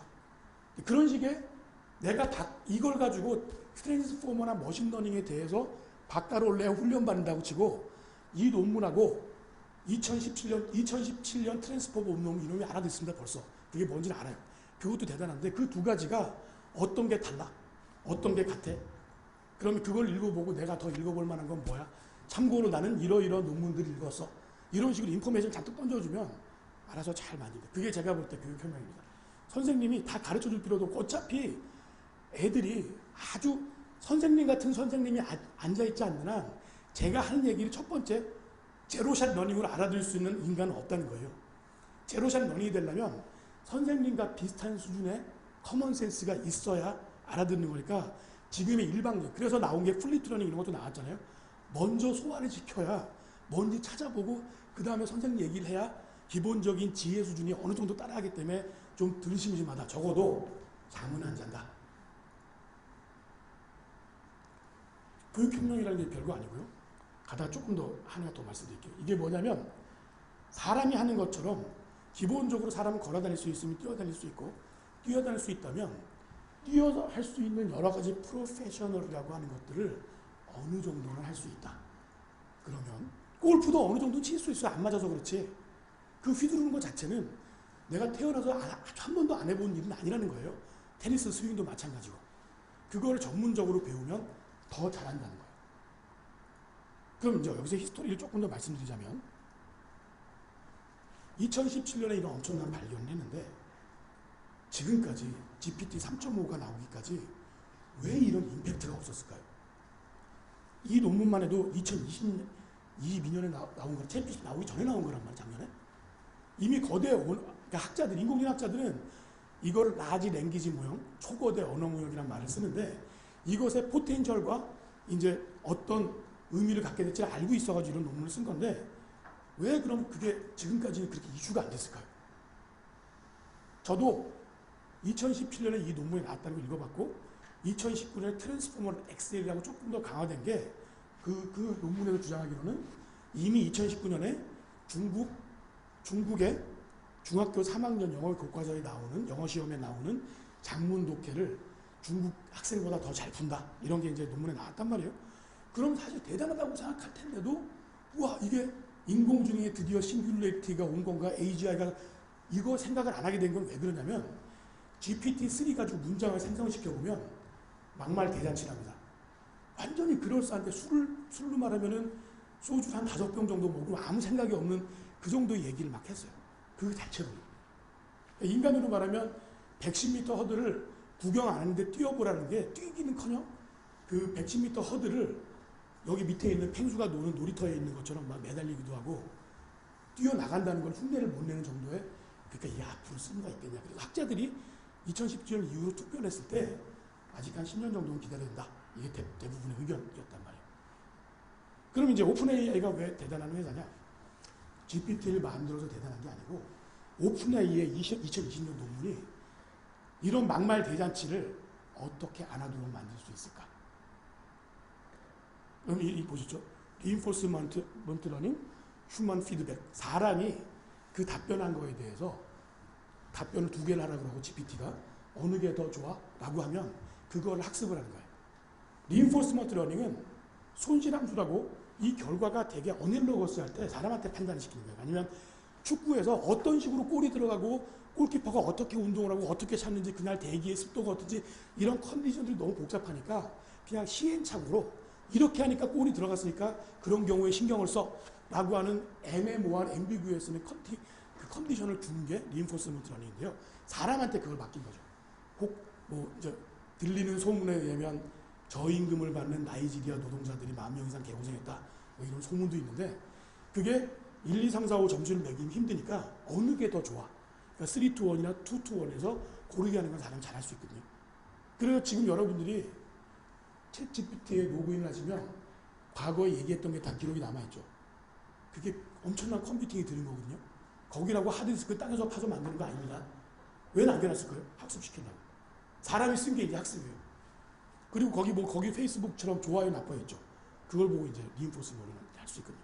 이게 제가 볼 때는 턴이 계속해서 이어진 거는 이 사람이 GPT가 생성한 답이 만족스럽다고 생각하고 그거로부터 이어겠다고 보고 턴이 그냥 몇 개 한두 개씩 하고 장난쳐본 거는 그냥 한번 해본 거에 불과하다. 이런 식으로 처리를 하는 것 같아요. 이미 설명드릴 거에 60%는 설명이 끝났으니까 너무 걱정하지 마시고요. 언어 모형은 뭐냐? 여기 이제 찍고 있으니까 제가 이런 민망한 얘기를 하기 좀 그런데요. 초등학교 1학년 때 아빠랑 같이 이제 교육한 엄마랑 애가 교장 선생님 지나가니까 안녕하십세요. 이런 욕을 한 게 아니죠. 말을 했어요. 인사를. 반갑다고 말을 했는데 안녕하십세요는 안녕하십니까 하고 안녕하세요를 이제 합성한 얘가 이제 그게 바로 언어 모형이 잘못된 거예요. 그게 한국어인지 그러니까 그게 뭐냐면 영어에는 1번 영어는 교차어가 아니고 2번 영어에는 존칭어가 없죠. 그게 헷갈려가지고 이제 그걸 바로 콩글리시 랭귀지 모형이라고 해요. 그래서 이제 음성인식 업체가 2000년 초에 다 망하고 나스닥에 상장한 회사도 망하고 2차 인공지능 겨울 때 한국에 있는 2-3군데 그 연구소들이 음성인식으로 뭘 먹고 살았냐면 강남에 있는 어학원들한테 콩글리시 음성인식기를 만들어서 팔아가지고 겨우 생명을 연장했었습니다. 영어로 하면 발음도 틀리고 어순 자체도 틀립니다. I am go to school 이런 거. 그러니까 과거에는 딥러닝이 나오기 이전에는 언어 모형을 만들 때 나는 학교에 갑니다라고 하는 이걸 트라이그램 모형이라고 그래요. 아니 앞뒤에 있는 걸 보거나 앞에 있는 거 2개를 보거나 해서 요 3가지가 한국말처럼 만들면 이게 한국어다. 아니 그게 좀 앞에가 뭐가 하나 안 들리거나 그러면 그 중에 올 프로버빌리티를 계산해서 나는 학교에 먹습니다 보다는 갑니다가 한국말로 학습을 시키면 가장 가능성이 높거든요. 그게 음성에서 쓰는 언어 모형이었어요. 그래서 이상한 신조어의 체인이나 고유명사가 등장하면 음성인식이 헤매는 게 그 랭귀지 모형이 없거든요. 그걸 out of vocabulary라고 하는데요. out of vocabulary를 해결 못하는 게 문제였어요. 그러면 이런 이제 언어 모형을 정교한 걸 쓰면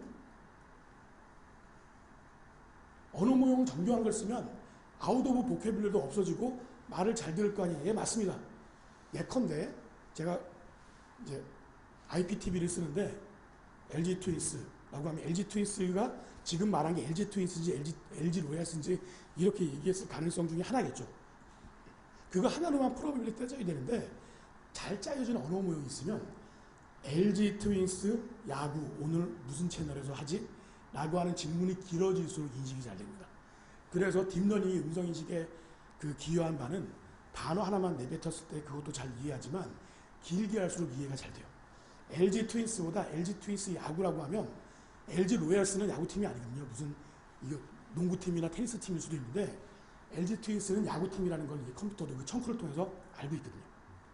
그럼 LG 트윈스 야구를 틀어줘라고 하는 거는 아하 LG 트윈스 야구팀이 오늘 밤에 야구 경기를 하는데 그게 오늘 124번에서 하지 그냥 말할 필요도 없이 124번 틀어주면 되거든요. 올레 TV가.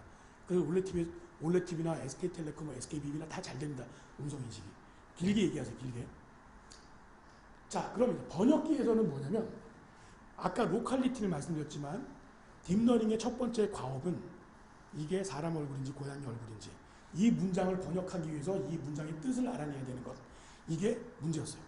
그럼 과거에는 옛날에 95년에 트레니 96이라는 번역기가 제가 있던 동네에서 이제 만들었는데 그때는 그 수준이 워드 체인지에 비슷했어요. 워드 체인지. 그럼 한국어나 영어는 문제가 뭐냐면 어순이 틀리거든요. 근데 한국어도 교차하니까 1대 다 대응이나 다대일 대응을 한단 말이에요. 그게 뭐 굉장히 어쩔 수가 없었는데 워드 체인지라는 문제가 굉장히 많았죠. 당연히. 그래서 워드 체인지를 해도 쓸만한 번역기가 한일 번역기고 이란 번역기라서 조기에 상용화가 됐는데 그리고 유럽 언어끼리는 신경망이 나오기 이전에도 딥러닝 나오기 이전에도 구구조 번역기 그 다음에 통계적인 번역기로 단어들만 어느 정도 바꿔도 큰 문제가 없었어요. 그때 통계적인 번역기 때 쓰던 단어가 고봉석 부장님한테도 금요일날 말씀드렸는데 얼라인먼트였어요. 한국어의 과거는 한국어는 현재 완료가 없거든요. 만약 한국어하고 영어랑 이제 대응시킨다면 영어의 현재 완료는 두 개 조동사로 이루어져 있다는 거죠. 한국어에는 그런 조동사 개념이 없기 때문에 나는 갔어 이걸 영어로 번역할 때는 have gone으로 번역을 하면 그 반전이 마찬가지고 일대다나 다대일 대응이 되기 때문에 그때 놓치지 말 have나 gone이라고 하는 거를 따로 놓지 말고 have gone이 같다라고 하는 게 연결되는 거야. 그런 릴레이션을 좀 알아줘라고 하는 게 얼라인먼트였어요. 그게 요런 이제 신경망 번역기로 넘어와서는 I went to the cafe, there are many people there 라고 하는 게 있는데 그걸 번역을 하려면 인코딩을 시켜야 됩니다. 인코딩이 뭐냐면 이게 사람이 하는 거랑 비슷한 거예요. 이제 문장을 읽으면 아하 내가 카페를 갔었는데 거기가 고양시 튤립 전시회를 할 때 카페였으니까 사람이 되게 많았지. 그래 축제 때 카페를 가면 사람이 많아. 그런 걸 뜻을 내가 이제 안 거죠. 뜻을 알았으면 그거를 이제 옆에 있는 빈탈라르 왕자한테 사우디 말로 얘기를 해야 될 거고 영어로 얘기를 해야 되고 프랑스어로 얘기를 하면 된단 말이에요. 내가 알고 있는 뜻을 시니피앙으로 바꾸는 걸 디코딩이라고 하고 시니피앙을 시니피어로 바꾸는 걸 인코딩이라고 해요. 별로 어려운 거 아니죠. 그리고 인코딩은 다른 말로는 머신러닝 전체를 인코딩이라는 말로 쓰긴 하는데 일단 여기서는 글씨를 읽어서 뜻을 안다.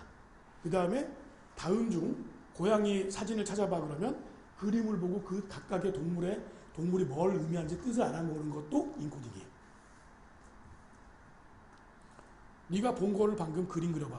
몽타지 같은 거 그릴 때 그 유괴범의 인상을 한번 그려봐 그러면 그게 유괴범 훅 지나간 그 사진 머릿속에 시니피에가 있는데 그걸 디코딩을 하는 거죠. 그림을 그리면서. 요게 이제 그 유명한 트랜스포머의 구조인데 요거에는 뭐 여러 가지 이제 신경망 기법들의 총체적인 테크닉이 들어가는데 아무것도 아닙니다. 여기서 인코딩한 게 글씨로 들어온 것들을 어떤 뜻으로 바꾸는 건데 이게 2017 논문 가고 있으니까 그거 번역된 것도 많이 돌아다니까 한번 보시면 되고요. 그런데 그 인코딩 된 거를 트랜스포머는 자기가 이미 인터넷에 남겨진 전 세계를 나타내는 표상 전체를 학습한 거에 그거에 쌌습니다.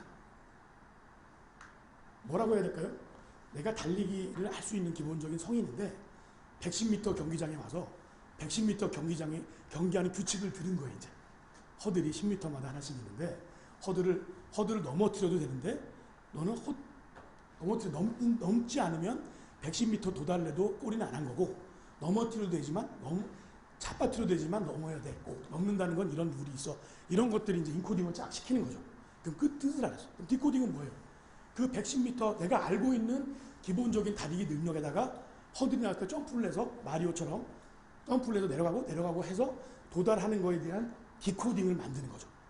그러니까 내가 눈앞에 벌어진 지금의 인스턴스하고 기본적인 기의를 여기서 섞는 거예요. 소스 정보라고 하는 거에서. 섞어서 디코딩을 만드는 거죠.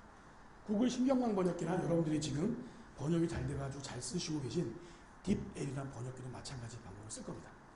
그리고 트랜스포머가 그 논문 2017년 논문이 여기서 이제 중요한 걸 빼먹었는데 신경망 번역기는 어떤 식으로 이루어지냐면 어디 있나요? 이렇게 돼 있어요. 인코더 글씨가 이제 번역해야 될 게 들어오면 그걸 해석을 한 다음에 디코더로 보내는데 그때 여기는 나라고 하는 단어가 빠졌는데 이게 I라고 하는 거랑 굉장히 릴레이션십이 강해. 요걸 미리 가르쳐 주는 게 아까 얼라인먼트 얘기했죠. 그럼 저는 통계적 기계 번역에서 쓰던 얼라인먼트가 어텐션하고 관계 있는지 어떻게 아느냐? 통역대학원에서 5년 동안 가르쳐니까 연구를 했기 때문에 아는 건데 사실은 대한민국의 기계 번역기를 만들겠다고 일하는 사람이 50명도 안 될 겁니다, 아마. 그러니까 언어 처리가 문제가 뭐냐면 언어 처리가 가장 잘 안 돼 왔어서 노력은 잔뜩 해야 되는데 여러분들이 삼성카드에 전화 걸어보고 삼성카드라는 회사를 비판하려는 게 아니라 삼성화재인가 삼성카드가 챗봇을 만드는데 거의 100억 원이라는 돈을 썼는데 그 100억 원이라는 돈을 쓴 거에 비해서는 너무너무 인식이 잘 돼 챗 GPT 같은 칭찬을 못 받는다는 거예요. 조금만 삑사리가 나도 0번 눌러서 대기 몇 번이야 그러면 31명의 대기자가 기다리고 있습니다. 전화번호나 계시면 전화를 하겠습니다. 이런 걸 들으면 확 딱지가 막 나중에 빨리 처리해서 바빠 죽겠는데 자 그런데 그 얘기를 드린 이유는 뭐냐면 여기서 인문계가 할 일이라고도 제가 얘기하는데 인문계는 어휘 의미론이 중요하니까 이 얼라인먼트가 어텐션이라고 하는 게 관계가 있다는 역사적인 유물이라는 걸 잘 모르더라고요. 머신러닝 하는 사람들이. 그 다음에 트랜스포머는 여기서 셀프 어텐션이라는 말을 써요. 이제. 셀프 어텐션 아마 들어보셨을 거예요. 그러니까 오늘 신경망의 원리, 딥러닝의 로컬리티, 트랜스포머의 글로벌리티, 그 다음에 기표, 기의, 그걸 만드는 구체적인 메커니즘이 어텐션이고 셀프 어텐션이다. 인코더, 디코더만 아시면 이제 거의 다 아신 거고 이제 80%를 이해하신 거예요.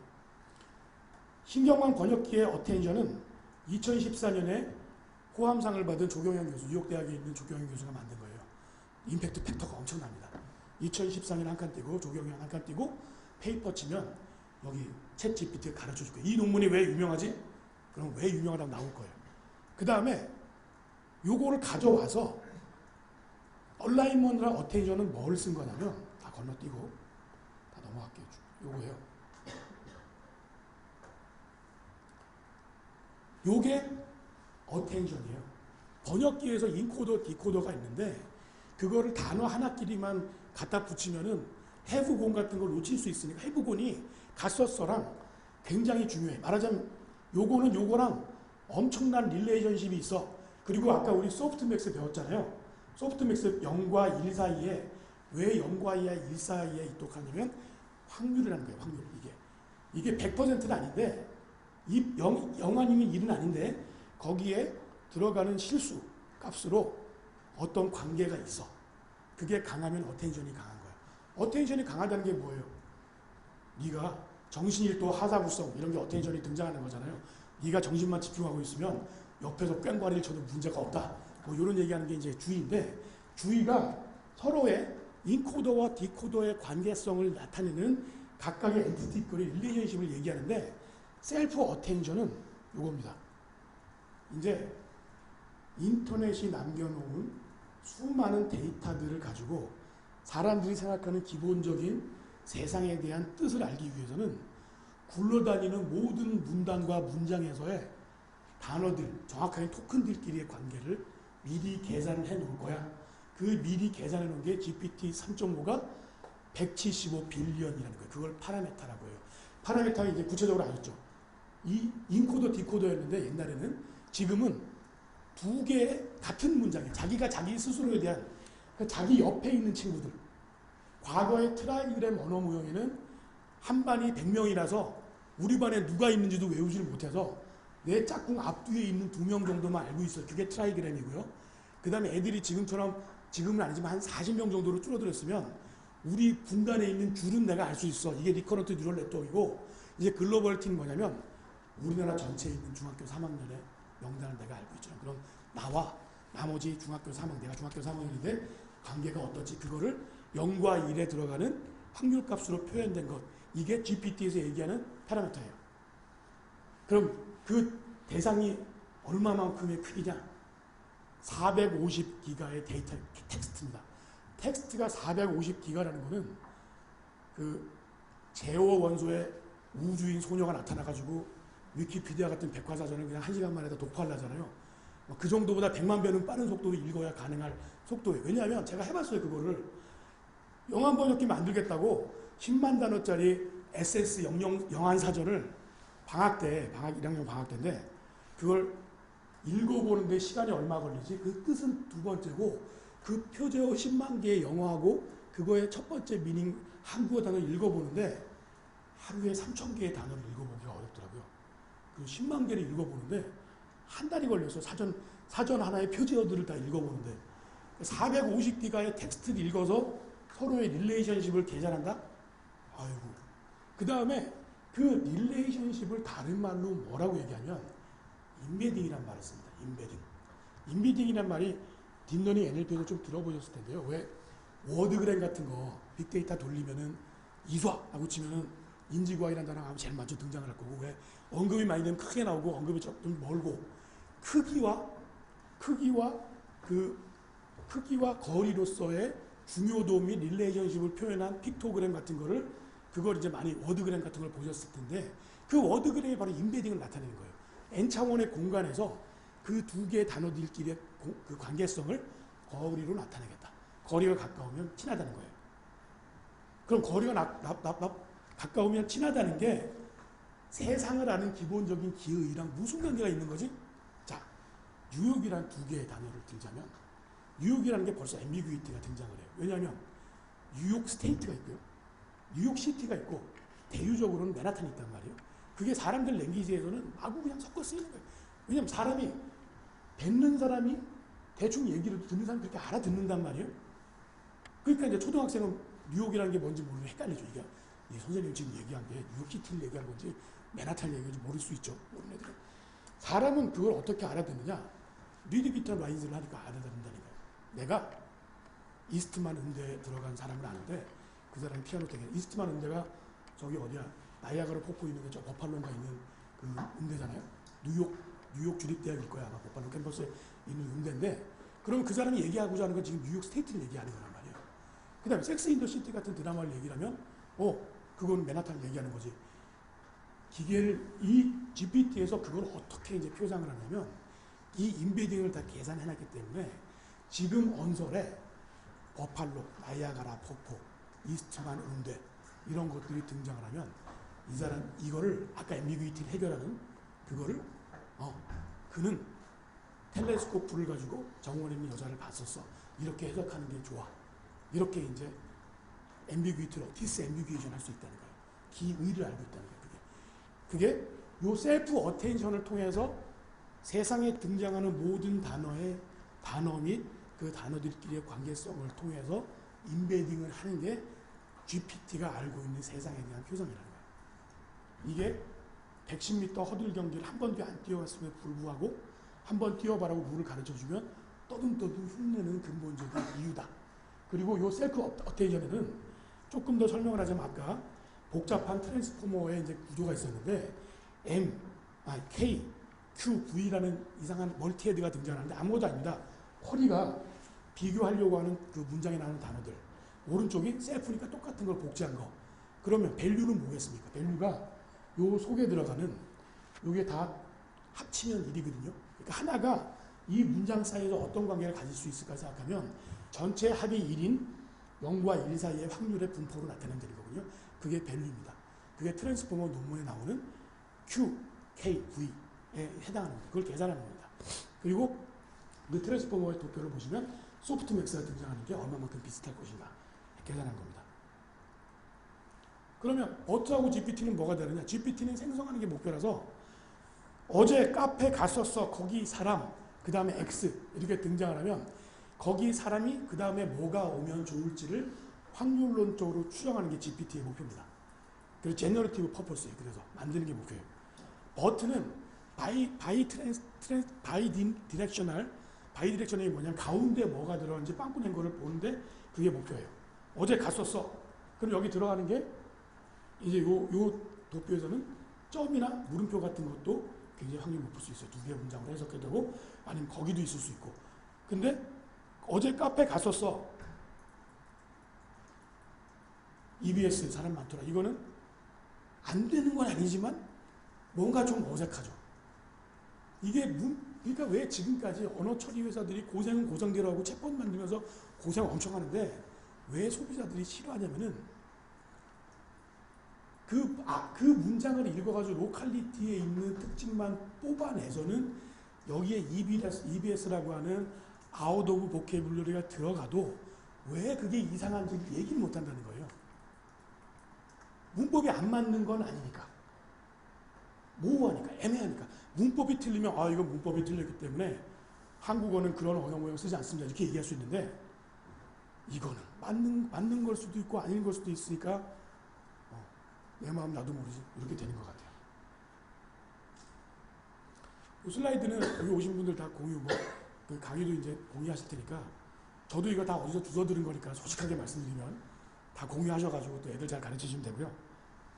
GPT는 만드는 게 목표라서 인코더가 없습니다. 그냥 자기가 알고 있는 월드 날리지에다가 지금 들어온 걸 곧바로 집어넣으면 생성을 합니다. 쿼리 같은 걸 집어넣으면 가장 근처에 있는 쿼리들이 디코딩을 잘합니다. 만드는 게 목표니까. 그 다음에 버튼은 중간에 낀 거를 이제 학습하는 인코더가 필요합니다. 이게 무슨 뜻인지 알아내기만 하면 돼요.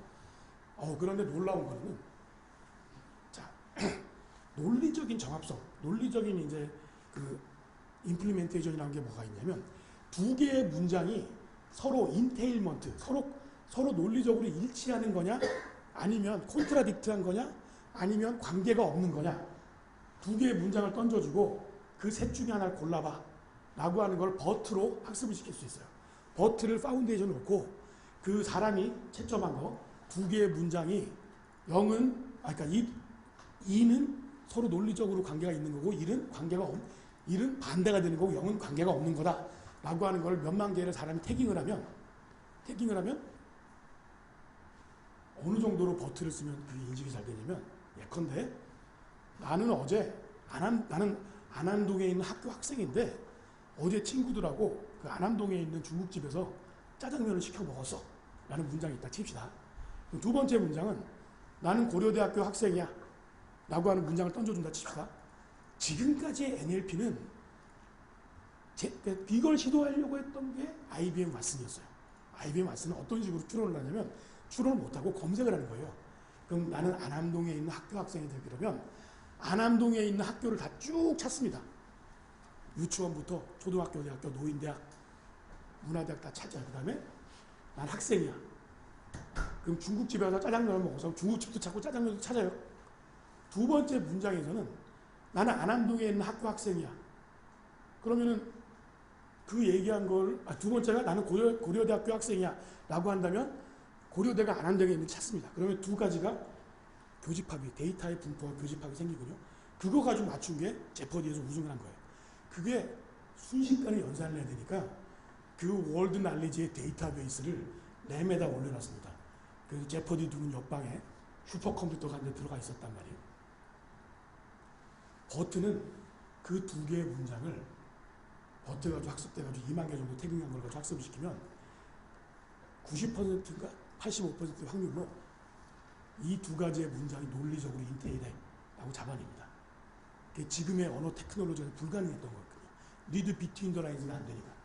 그냥 IBM 같이 검색에 굉장히 특수한 방법을 써서 검색에 단련된 슈퍼컴퓨터를 써서 인간보다 연산이 우월하게 만든 거 가지고 재미를 봤었는데 IBM이 거기 이거 방송할 거 아니니까 막 얘기할게요. IBM이 거기 너무 도취가 돼서 커그니티브 컴퓨팅이랑 흰 조어를 만들어서 그거로 뭘 했었냐면은 IBM for Watson Oncology, 그게 뭐였냐면 의사가 처방전을 이렇게 쓰면 의사가 진단할 때 쓴 데이터들하고 의사 처방하고 왓슨이 보고 이미 저널들 나오자마자 다 읽어놔가지고 이수아 씨가 요게 어디 좀 다리가 이상하다고 의사가 처방했는데 뉴 잉글랜드 저널 오브 메디신에서 2023년 3월 27일 날 논문이 하나 나왔는데 거기 나온 게 이런 게 있으니까 한번 김 선생, 이수아 씨 트리트먼트 할 때 한번 참고하세요 라고 던져준 게 왓슨의 목표였어요. 10년 전에. 근데 왓슨의 검색 엔진 가지고는 의사가 기대하는 정도의 퍼펙션한 레코멘데이션을 못했기 때문에 결국 사업을 접었고요. 2019년에. 그런데 어때요? 그 버트라고 2017년에 트랜스포머 만든 팀이 만든 그 2017년 것만 가지고도 70%로 관계가 있다는 걸 잡아냈다는 거예요. 그럼 지금 GPT 4.0을 쓰면 10년 전에 왓슨이 하려고 했던 게 큰 돈 들이지 않고 아무나 만들 수 있게 됐다는 거예요. 그 다음에 시간 좀 더 남아서 더 치고 나가 볼게요. 비주얼 트랜스포머도 있습니다. 그럼 시니피앙이라고 하는 게 글씨로 되어 있을 필요가 없어요. 왜냐하면 머릿속에 있는 시니피하고 머릿속에 있는 그 리프레젠테이션이 그건 글씨의 형태도 아니고 그림의 형태도 아니고 뉴럴 네트워크끼리 연결 강도거든요. 신체 뉴런들끼리. 그게 2003년에 콜롬비아 대학 교수가 노벨상을 받은 게 실제로 학습을 시키면 스쿨이라고 알고 있는 뉴런하고 굉장히 좀 간단히 말씀드리면 학교라는 한국어로 되어 있는 뉴런하고 그 영어 단어를 5번 까먹어가지고 영국 기억이 되게 돼 있으면 그 두 가지의 릴레이션십이 엄마하고 아들, 엄마하고 딸처럼 릴레이션십 같이 굉장히 강하게 바인딩이 돼 있다. 그러니까 학교라는 게 파이링이 딱 되면 곧바로 그냥 여지할 거 없이 스쿨이라는 단어가 파이링이 되기 때문에 동시 통역이 가능하다. 이런 게 뉴럴 네트워크 원리인데 실제로는 연결의 토폴로지 혹은 볼티지라는 거예요. 그 볼티지가 다른 방식이 아니면 아까 0과 1 사이의 실수 값인 뉴럴 네트워크의 웨이트 값이에요. 웨이트. 자, 그럼 여기서도 이제 어느 누구도 설명 안 해줬을 텐데요. 텐서플로우의 텐서가 무슨 뜻인지 혹시 사전 찾아보시는 분 있으세요? 텐서. 그냥 텐서플로우니까 텐서플로우지. 라고 다들 엔지니어들은 생각하더라고요. 텐서가 뭐냐면, 자, 저는 고등학교 다닐 때 한 줄로 되어 있는 숫자의 이거 길이 이런 걸 배웠어요. 그걸 벡터라고 해요. 이게 밑으로 되어 있으면 10벡터, 오른쪽으로 가 있으면 행벡터. 그 다음에 이게 가로 세로 되어 있으면 그걸 매트릭스라고 그래요. 매트릭스. 그럼 선형대수는 뭐냐? 매트릭스끼리 덧셈, 곱셈, 빼기, 나누기 하는 거를 선형대수라고 그래요. 그럼 뉴럴 네트워크에서 왜 선형대수를 많이 쓰느냐? 하자비스가 만든 알파고의 뉴럴 네트워크가 어떻게 되어 있냐면 이게 19 곱하기 10인데 입력을 순서상으로 안 하고 바둑판 그림을 찢어가지고 몇 개의 셀로 쭉 해서 바둑판에 그림을 찢어 집어넣습니다. 그 다음에 그게 19층에 히든 레이어 거쳐서 답이 나오는데 그럼 찢은 것들이 은닉층에 모여갈 때 마치 대신 택배에 허브로 물건이 모이듯이 노드로 쫙 모인단 말이에요. 하나로 모이진 않고 여러 개로 나눠서 모이는데 그 모이는 그 연결을 그래프라고 하는데 그 전체를 그걸 웨이트라고 하고 거기 들어가 있는 값들이 바로 벡터나 매트릭스의 형태로 표현이 돼요. 그럼 백프로포게이션이라는 신경망의 원리는 뭐냐면 잘못 학습을 했어요. 제가 이거는 고양이다라고 가르쳐줬더니 애가 잘못 알아가서 이거 개라고 그러면 틀린 거란 말이에요. 그러면 애가 애 머릿속에 있는 뉴럴 네트워크에 리밸런싱을 해가지고 웨이트를 재조정하는 방법이 그게 백프로포게이션이고요. 그 재조정할 때 쓰는 게 바로 선형대수의 연산을 씁니다. 그러니까 뉴럴 네트워크의 웨이트의 집합을 매트릭스로 표현하고 그 매트릭스를 곱하거나 나누거나 미분을 해야 되기 때문에 선형대수를 쓰는 거다. 그러니까 선형대수의 엘지브라가 그러니까 리니어 엘지브라라고 하는 게 신경망에 필요한 수학이다 이렇게 얘기할 수 있고요. 그럼 텐서는 뭐냐? 3차원 이상의 매트릭스를 텐서라고 합니다. 3차원 이상의 복잡한 매트리스를 선형대수로 계산을 하겠다. 그래서 텐서플로우란 말을 쓴 거예요. 신경망 계산에. 자, 비주얼 트랜스포머는 뭐냐면 이미 우리가 인셉션 V3나 이런 발달된 딥러닝으로 얼굴이 잘 되잖아요. 잘 되는데 이게 이미 세츄레이션이 되는 딥러닝의 물체 인식을 더 능가하더라. 이 논문도 누가 썼느냐? 구글이 썼습니다. 이걸 어떻게 하냐면 왼쪽에 있는 게 아마 저기 베니스에 있는 007에 나오는 뭐 그 유다 성당인가 뭐 교회인가 뭐 그럴 텐데, 아닐 수도 있고 베르사유 궁전일 거. 궁전이나 성, 건물 뭐 이런 식으로 태깅이 된 이미지가 있다 그러면 그거를 일부러 글씨처럼 그러니까 문장처럼 16 곱하기 16 픽셀을 가진 거로 쪼개서 이렇게 글씨처럼 배열을 합니다. 순서는 뭐 위에서부터 해도 상관없고 밑에서부터 상관없고 순서에만 맞추면 되고요. 이걸 그럼 글씨 집어넣는 거로 집어넣고, 포지션은 뭐냐면 아까 버트도 그렇고 글씨가 들어오긴 들어오는데 순서는 알고 있어야 되니까 왼쪽 오른쪽 누가 있는지 알고 있고 포지션 같이 집어넣으면 요 트랜스포머 인코더가 버트 같은 건데 진짜로 글씨 읽어가지고 알고 있는 세계에 대한 지식. 세계에 대한 지식 중에 뭐가 있을까요? 궁전이나 성이라고 하는 걸 얘기하는 담론은 뭐가 등장할까요? 성은 기본적으로 fortify, 뭔가에 방어를 하기 위한 거기 때문에 궁전은 튼튼하다. 튼튼한 재료로 만들어져 있어. 그리고 좀 더 소피스티케이트 하려면 옆에 물구멍도 파놔가지고 아무나 못 들어오게 해놨어. 그 다음 참기름을 발라놓은 굉장히 변태 같은 성도 있어. 그렇지만 성의 개념이 바뀌어나서 디즈니가 건드려가지고 그거는 그 마법이 통하는 성으로 만든 게 석촌호수가 있지. 이런 거가 이미 그 이놈이 450기가 학습한 거에 들어가 있는 내용이란 말이야. 그게 또 굉장히 많은 문헌들에서 반복이 되기 때문에 성이라고 하는 거의 얼개를, 기의를 알고 있는 거예요. 그걸 그림으로 주면 더 빨리 알아낸다. 이게 비주얼 트랜스포머입니다. 그러면 굉장히 놀라운 게 나오죠. 요거는 나중에 배포된 그것을 읽어보시고, 컨볼루셔널 뉴럴 네트워크나 리커런트 뉴럴 네트워크 같은 로컬리티에 근거한 신경의 문제가 뭐냐면 오른쪽의 것도 사람의 얼굴이라고 인식을 한다는 거예요. 기본적인 전제를 벗어나는데 이게 로컬리티만 보고 따지니까. 왜냐면 이게 사람 얼굴이라고 딥러닝이 잡아낸 리프레젠테이션이 다 만족을 해요. 눈은 입하고 근처에 있고 코는 얼굴 사이에 들어가 있고, 근데 눈이 눈 밖에 있는 경우는 학습이 안 된 거라. 이게 바로 강건성이 부족한 거예요. 그러니까 다시 말하면 트랜스포머가 우리가 기존에 했던 알파고의 딥러닝보다 더 로부스트한 거예요. 이제 웬만하면 허물어지지 않는 거예요. 그리고 이 말들은 되게 오싹해질 텐데요. 겐이라는 알고리즘 들어보셨을 텐데, 이게 뭐냐, 이 오른쪽 같은 거를 사기꾼들이 지금 쓰고 있어요. 어떻게 되냐면 의료보험 부정 청구를 하려고 그러면 의사들이 봤을 때는 안 보이는데 머신러닝이 봤을 때 이게 폐병에 걸렸어라고 얘기할 수 있는 노이즈를 집어넣을 수 있어요. 사람이 모르는 리프레젠테이션을 집어넣어서 기계를 속이는 게 사기꾼들이 쓰는 방법이에요. 그러니까 대한민국의 모든 사기꾼은 대졸이다 이런 말처럼 요새는 대졸을 사기를 치려고 해도 인공지능에 대한 좀 많이 알아요. 그러려면 사기를 안 치고 구글에 취직하면 될 텐데.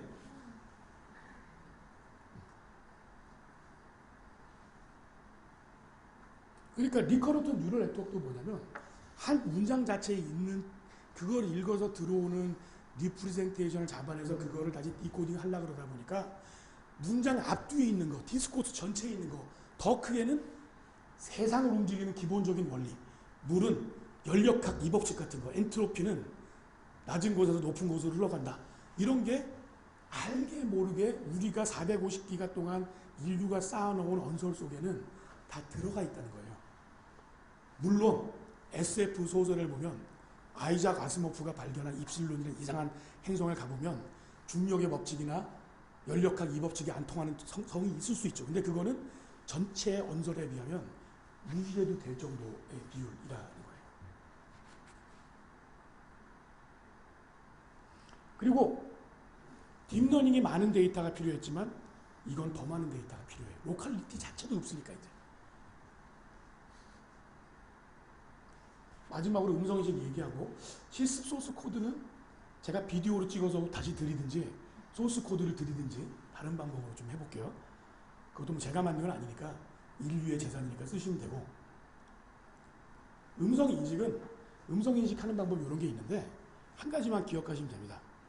그 숭실대에 있는 배명진구 사기꾼이라는 사람이 맨날 음성인식 얘기할 때 이렇게 이거 보여주는데 그거는 음이 얼마나 세냐 약하냐 이거지, 음성 인식을 할 때는 음이 세냐 약하냐가 중요한 게 아니라 어떤 주파수 대역에 어떤 에너지가 들어있느냐의 에너지 디스트리뷰션을 봐야 됩니다. 그리고 맨 밑에 있는 빨갛게 나온 게 바로 포먼트입니다. 포먼트. 이것만 보면 이게 악기 소리인지 음성인지 알 수 있고 1960년에 올리버 헵번인가? 헵번이 나오는 마이 페어 레이디를 보면 거기 있는 교수가 그 무식한 꽃 파는 처녀를 이 스펙트로그램을 통해서 발음 교정을 시켜주죠. 이 스펙트로그램 반응이 나오는데 이 그림이 스펙트로그램이라는 그림인데 요게 나온 다음에 인간의 음성을 똑같이 흉내낼 수 있을 거다. 그래서 나온 게 신디사이저였는데 인간의 음성은 그거보다 훨씬 복잡했죠. 그래서 신디사이저가 만든 게 겨우 악기 소리 흉내내고 있죠, 지금. 그런데 제가 말씀드리고 싶은 건 뭐냐면 이 에너지 분포는 타임 시리즈, 시간이 흘러가면서 있는 게 아니라 그냥 사진을 찍은 겁니다. 사진을 찍어야 그 에너지 분포가 나오기 때문에 사진을 여러 번 찍어서 동영상을 만든 겁니다, 이렇게. 사람이 말을 하면 계속 말을 해나가는데 그게 쿵쿵쿵쿵 사진을 찍어서 갖다 붙이는 거예요. 근데 갖다 붙일 때 여러분들 그 장판 공사하신 거 보시면 옆에다 놓고 그대로 옆에 이어붙이면 중간에 떨어져 있는 게 보이잖아요. 겹쳐가지고 자르면 굉장히 정확하게 붙어가지고 이것도 오버래핑을 합니다. 10mm 이 세컨드의 타임 윈도우에 사진을 찍고 그거를 5mm마다 겹쳐다 붙이면 씬이 없죠. 다른 그렇게 만든 게 스펙트로그램을 해요. 그럼 자, 이거 왜 이렇게 장황하게 말씀드리면 이게 그림이에요, 그림. 이 그림을 인식해서 하는 음성 인식도 있었어요. 지금의 음성 인식은 이런 복잡한 후처리 과정을 거치기 때문에 음성 인식의 속도가 느려요. 두 번째로는 두 번 가정을 해야 돼요. 음성을 글씨로 바꾼 다음에 글씨를 다시 언어 처리할 때 두 번의 언어 모형을 씁니다. 그 언어 모형이 각각이 동일한 게 아니에요. 두 번의 가정을 한다는 것은 틀릴 가능성이 굉장히 올라간다는 걸 의미하거든요. 그러면 이 스펙트로그램을 갈리갈리 찢어서 그림으로 해서 트랜스포머에 넣어보면 어떨까? 그게 위스퍼라고 작년 9월 달에 오픈 AI가 만든 겁니다. 요건 더 놀라운데요. 이 위스퍼를 구글 콜앱이라는 데다 올려놓고 돌리면 제가 찍은 유튜브를 가지고 이렇게 자막 따르고 그러면 자막을 정확하게 다는 건 두 번째 문제고 자막 딸 때 제일 여러분들 괴롭히는 게 뭐예요? 정확하게 이놈이 얘기할 때 정확하게 자막이 나와서 얘기 끝나면 없어져야 되는데 구글 거 가지고 시키니까 되게 헤매더라고요. 구글 자막 따는 거는 유튜브에. 이놈 굉장히 정확해요. 그러니까 그걸 끝점 검출이라고 하는데 끝점 검출 자체도 인공지능한테 되게 어려운 문제인데 이걸 어떻게 하느냐? 벌써 전통 음성 인식 가지고 파인 튜닝한 게 에러가 이렇게 올라가면 이놈이 해결했다. 이 사람하고 비슷하다. 다시 말해서 위스퍼도 파인 튜닝을 하면 그러니까 이게 스포츠 중계냐, 의사가 수술할 때 쓰는 밥하냐, 이게 큐레이터가 르누아르 작품을 얘기하면서 설명할 때 쓰는 건 도슨트가 아니 EBS 나오는 하늘에서 바라보는 세계에서 헬리콥터 타고 이제 커멘테이터가 얘기하는 거냐, 요거에 따라서 복잡이 다르니까 파인 튜닝하면 굉장히 올라갈 텐데 튜닝하기 전에도 사람하고 비슷하다. 진짜 그래요. 보니까 왜 그러냐? 그 토폴로지가 이렇습니다. 인코더 디코더는 아까 2017년에 트랜스포머에 나온 인코더 디코더를 그대로 쓰고 있는데 요 집어넣는 거를 아까 성당이라고 하는 거를 궁정 같은 이제 그림을 쪼개서 집어넣듯이 스펙트로그램, 정확하게 MFC라고 하는데요. MFCC라고 하는 그림을 찢어서 집어넣으면 그걸 보고 자기가 알고 있는 트랜스포머를 가서 이게 뭐네. 그래서 나오는 게 디코더는 뭐냐면 디코더에 집어넣는 거는 이거를 트랜스크립션인데 글씨로 바꿔. 이게 있을 수 있고요. 그 다음에 두 번째로는 통역을 해, 아예. 통역하는 건 굉장히 쉬워졌어요. 글씨로만 요거 들어있는 거를 한국어 음성이 들어오는데 그걸 영어로 바꿔주면 그대로 TTS 붙여 읽어주면 되는 거니까 TTS는 굉장히 쉬운 길이라서 자동 통역 같은 거가 금방 되고요. 마지막으로 타임 프레임을 다뤄. 이게 언제 문장이 지금 쭉쭉 얘기하는 거예요. 언제 끝나는지 타임 프레임 탁탁 달아. 요 세 가지의 태스크 중에 하나를 고르면 굉장히 잘 수행합니다. 근데 특징이 뭐냐면 굉장히 빠릅니다. 중간중간 가정을 거치지 않고 단계가 간단하기 때문에.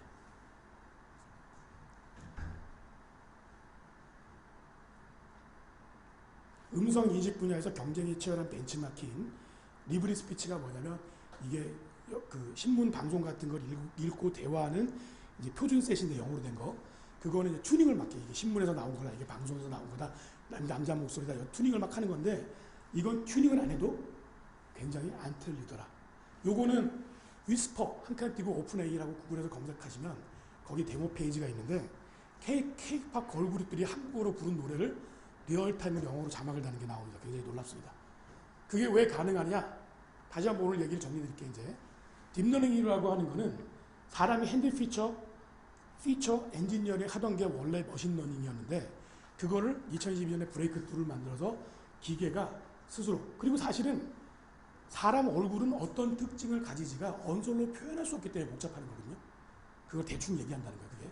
그런데 그거를 스스로 캐치해서 알게 됐다. 근데 그게 그렇게 알아내게 된 지 10년이 지났는데 지금 와서 챗 GPT가 곽광을 받고 있는 이유는 리드 비트윈 더 라인즈를 하기 위한 세상의 일반적인 기의를 알아내는 방법을 더 연구를 통해서 알아냈다. 그리고 파인 튜닝이라고 하는 거는 인간하고 비슷하게, 그러니까 아까 파운데이션 모델이라고 하는 거는 인간하고 정말 비슷하겠다. 인간이 모든 것에 의해서 기본적인 능력을 가진 사람이 법대 가서 법률의 논리를 배우고 리걸 마인드를 배우고 법률 용어를 배우고 훈련을 받으면 변호사가 되는 거고, 의사의 메디칼의 용어를 배우고 의사로서 훈련받으면 의사가 되듯이 기본적인 능력 자체가 마치 최근에 상업 등반대가 베이스 캠프를 4,000m에 치는 게 아니라 포터 30명이 7,000m의 베이스 캠프를 차려주고 그 10만 불낸 관광객 이수하는 7,000m부터 8,800m까지만 걸어 올라가면 에베레스트를 정복하게 됐다. 그런 형태가 됐다. 그러면 이게 산업적으로 어떤 의미가 있느냐?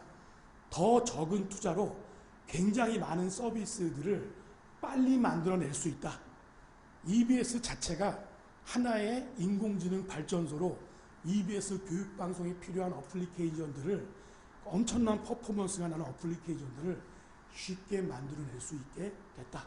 이것은 전통적인 코스웍이나 러닝 컨텐츠가 핵심 중에 핵심이던 교육 전체의 패러다임을 완전히 바꿀 수 있다. 왜냐하면 말로만 얘기되던 1:1 맞춤식 학습이라고 하는 게 학생의 수준의 변화, 학생의 토픽에 맞춰서 컨텐츠를, 그 조합적인 컨비네터리 익스플로드가 된 컨텐츠를 만들 수가 없는데, 이 생성의 AI를 통하면 그 학생이 원하는 주제에 원하는 수준의 컨텐츠를 무한 생성할 수 있기 때문이고, 그 학생에 의해서 만들어지는 행동, 자연어, 구술, 논술 이런 모든 것들을 채점을 해서 다시 피드백을 줄 수 있는 능력이 있다. 이거는 이제 30년부터 주장해왔던 컴퓨터에 의한 완전 맞춤형 학습에 한 발 더 진보된다는 걸 의미한다. 그래서 EBS 오늘 강연이 저한테는 굉장히 뜻깊은 자리였습니다. 감사합니다. 네, 사실 이전에 좀 챗 GPT 관련해서 좀 이론적인 내용을 읽으신 분들한테 좀 더 와닿았을 것 같은데요. 워낙 좀 어려운 내용입니다. 제가 쉽게 좀 부탁을 드려서 이 챗 GPT 모델 이전에 딥러닝 모델부터 쭉 설명을 하셔가지고 엄청나게 많은 양이 포함된 강의다 보니까 쉽게 와닿으셨는지 모르겠어요. 네, 아무튼 오늘 들으신 내용들이 아마도 이해하는데 이후에 많은 도움이 되실 거 아닌가 이렇게 생각되고요. 잠깐 질문 받는 시간을 갖도록 하겠습니다. 혹시 궁금하신 부분 있으면 질문해 주시죠. 네. 잘 들었고요. 자연어 처리 쪽에 오랫동안 국내 자연어 처리 이야기랄까요? 워낙 GPT나 이런 데는 거의 따라잡을 수 없을 만큼 멀리 가만히 국내 자연어 기술 수준이 어느 정도가 대응을 어떻게 하고 있는지 제일 잘 하는 데는 어딜까? 말씀이 있으면.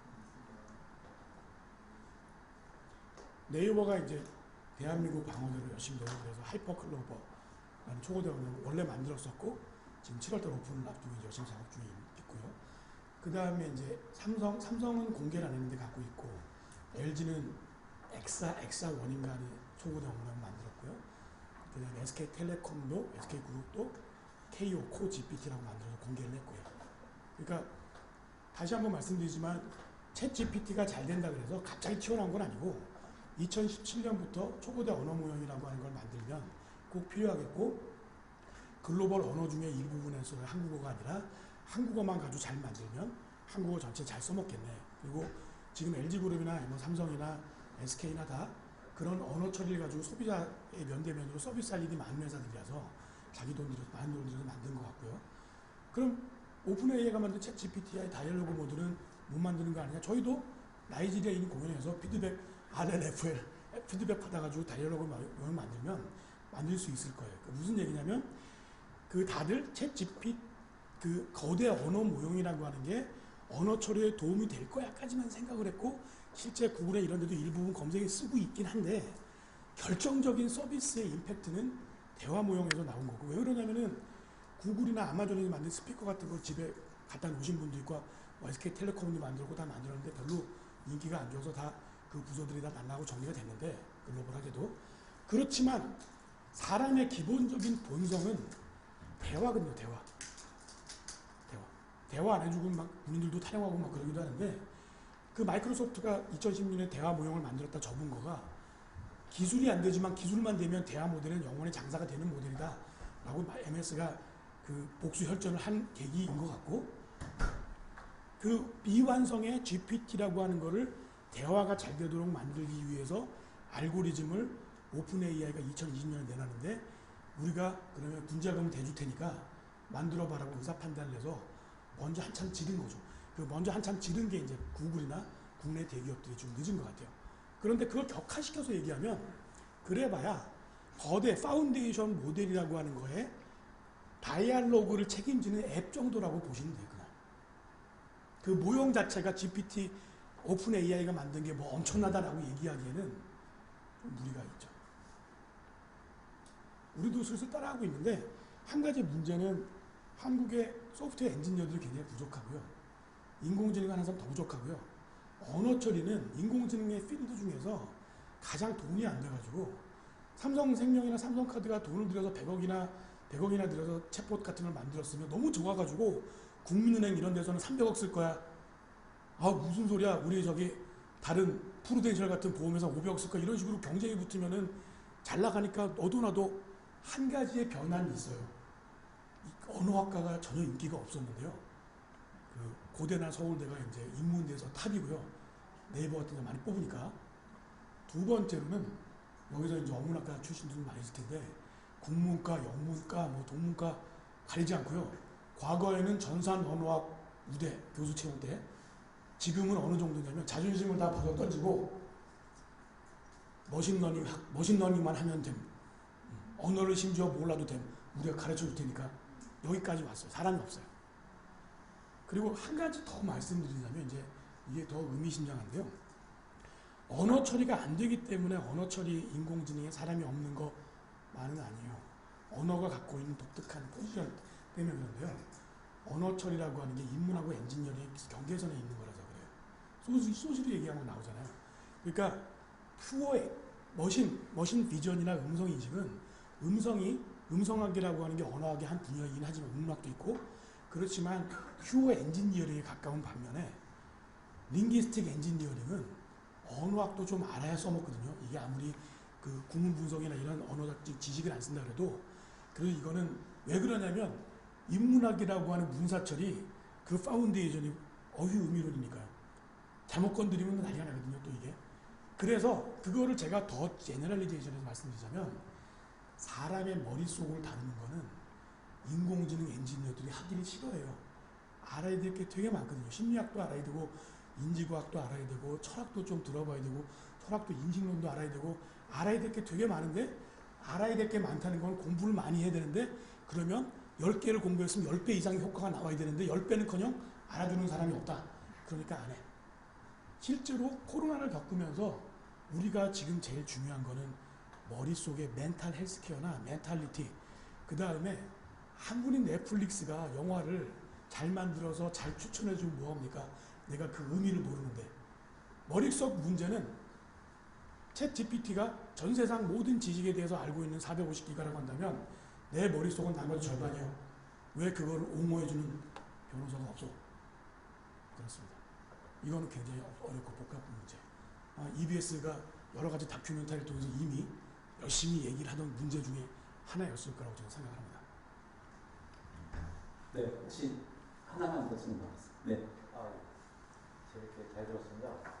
그 EBS 입장에서 그러니까 저희가 서비스를 하는 게 학생들한테 내용하고 이런 거 하는데 이걸 인공지능을 이용해서 뭔가 했을 때 사실은 지금 챗 GPT나 이런 거는 결과에 대해서 맞는 것도 있고 틀리는 것도 있고 뭐 이렇게 우리가 그냥 테스트 정도나 아니면 뭐 알아보는 정도인데 EBS는 이걸 학생들한테 서비스한다고 그러면 약간 정확성 같은 것도 굉장히 중요한 부분인데 만약에 우리가 이걸 이용해서 서비스를 한다고 하면 뭐 추세라든지 뭐 경향이라든지 이 정도까지만 터치해서 하는 텐데 만약에 결과까지도 정확성도 요구하는 것까지 갔을 경우에는 좀 어려움이 있을 것 같거든요. 실질적으로 국내에서나 외국에서나 서비스를 할 때 그렇게 어떤 결과까지도 책임을 져주는 그런 형태의 서비스 형태도 있는지 아니면 EBS가 한다면 어느 정도까지 우리가 하면 좋을 것 같은지 그게 좀 궁금합니다.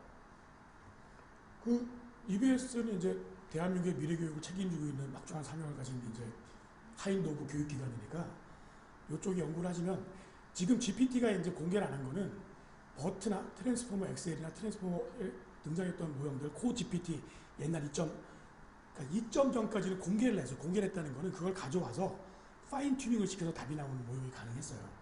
그 얘기는 무슨 얘기냐면 대한민국은 국가 주도형 교육 체제를 갖고 있는 나라라서 거민정 교과서 같은 거 때 잔소리를 무지하게 많이 해놨거든요. 그걸 가지고 파인 튜닝하면 그 안에서만 답을 합니다. 그리고 그 사례가 빈 같은 거에 지금 GPT를 갖다 붙였는데 거기 템퍼리처라고 나오는 게 템퍼리처를 춥게 하면 독일인처럼 모르는 얘기는 안 한 정확한 얘기를 하고요. 템퍼리처를 뜨겁게 하면 괜히 재미있는 술 한잔 먹고 얘기하는 것처럼 창의적이고 약간은 블러핑이 된 얘기를 합니다. 템퍼리처를 낮추는 것도 파라미터인데 주어진 코퍼스로 파인 튜닝을 시키면 거기 안에 있는 얘기만 나오고요. 특히 교과서에 있는 내용은 이미 GPT도 다 알고 있기 때문에요. 예컨대 어떤 게 가능하시냐면 영어로 자, 더 세컨드 월드 워에서 히로시마에 뉴클리어 밤을 떨어뜨렸지 미군이 그거 가지고 다지선다형 문제를 만들어봐 그러면 그 월드 워의 팩추얼 데이터 가지고 다지선다형을 만드는데 정말 놀랐습니다.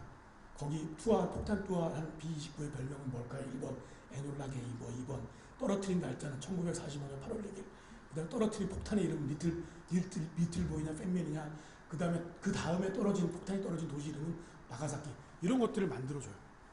그러니까 적어도 지금의 교육 체제가 바뀌지 않는 상황에서도 교사들이 해야 되는 굉장히 많은 잡무들이 교과서에 있는 내용이기 때문에 그거는 굉장히 캐노니컬한 거는 이론의 여지가 없습니다. 만약 그 문제를 사용하게 되면 저작권은 없습니다. 저작권이 없다는 얘기는 그걸 누구나 써도 저작권을 클레임을 못한다는 거고 그걸 썼다 그러고 저작권을 누가 반대로 비클레임도 당하지도 않는다 그런 의미. 어제 미국 아티스트 협회에서 AI가 만든 그림 저작권이 없다. 저작권이 없으니까 네 거라고 주장도 못한다. 남이 자기 거라고 주장도 못한다. 일단 그렇게 주장을 했습니다. 뭐 대법원 판례 같은 건 아니니까 의혹은 아니지만 네, 시간이 많이 경과됐어요. 아까 강의하시는 과정에서 말씀하셨듯이 오늘 발표 자료하고 저희가 영상 촬영을 했습니다. 혹시 보고 싶어서 보실 분들 위해 가지고 인트라넷에 저희가 같이 올릴 예정이고요. 또 당초 우리가 실습 부분 그것도 강사님께서 제가 요청을 안 했는데도 찍어가지고 따로 주시겠다고 인기는 없지만 유튜버도 하세요. 그래서 아마도 본인 유튜버 채널에 구독자를 늘리기 위한 방법이 아닐까 이렇게 의심은 되지만 어쨌든 믿는 마음으로 그렇게 오늘 바쁘신데도 이렇게 2시간 동안 긴 시간 참여해 주셔서 감사합니다. 이상 마치겠습니다. 감사합니다.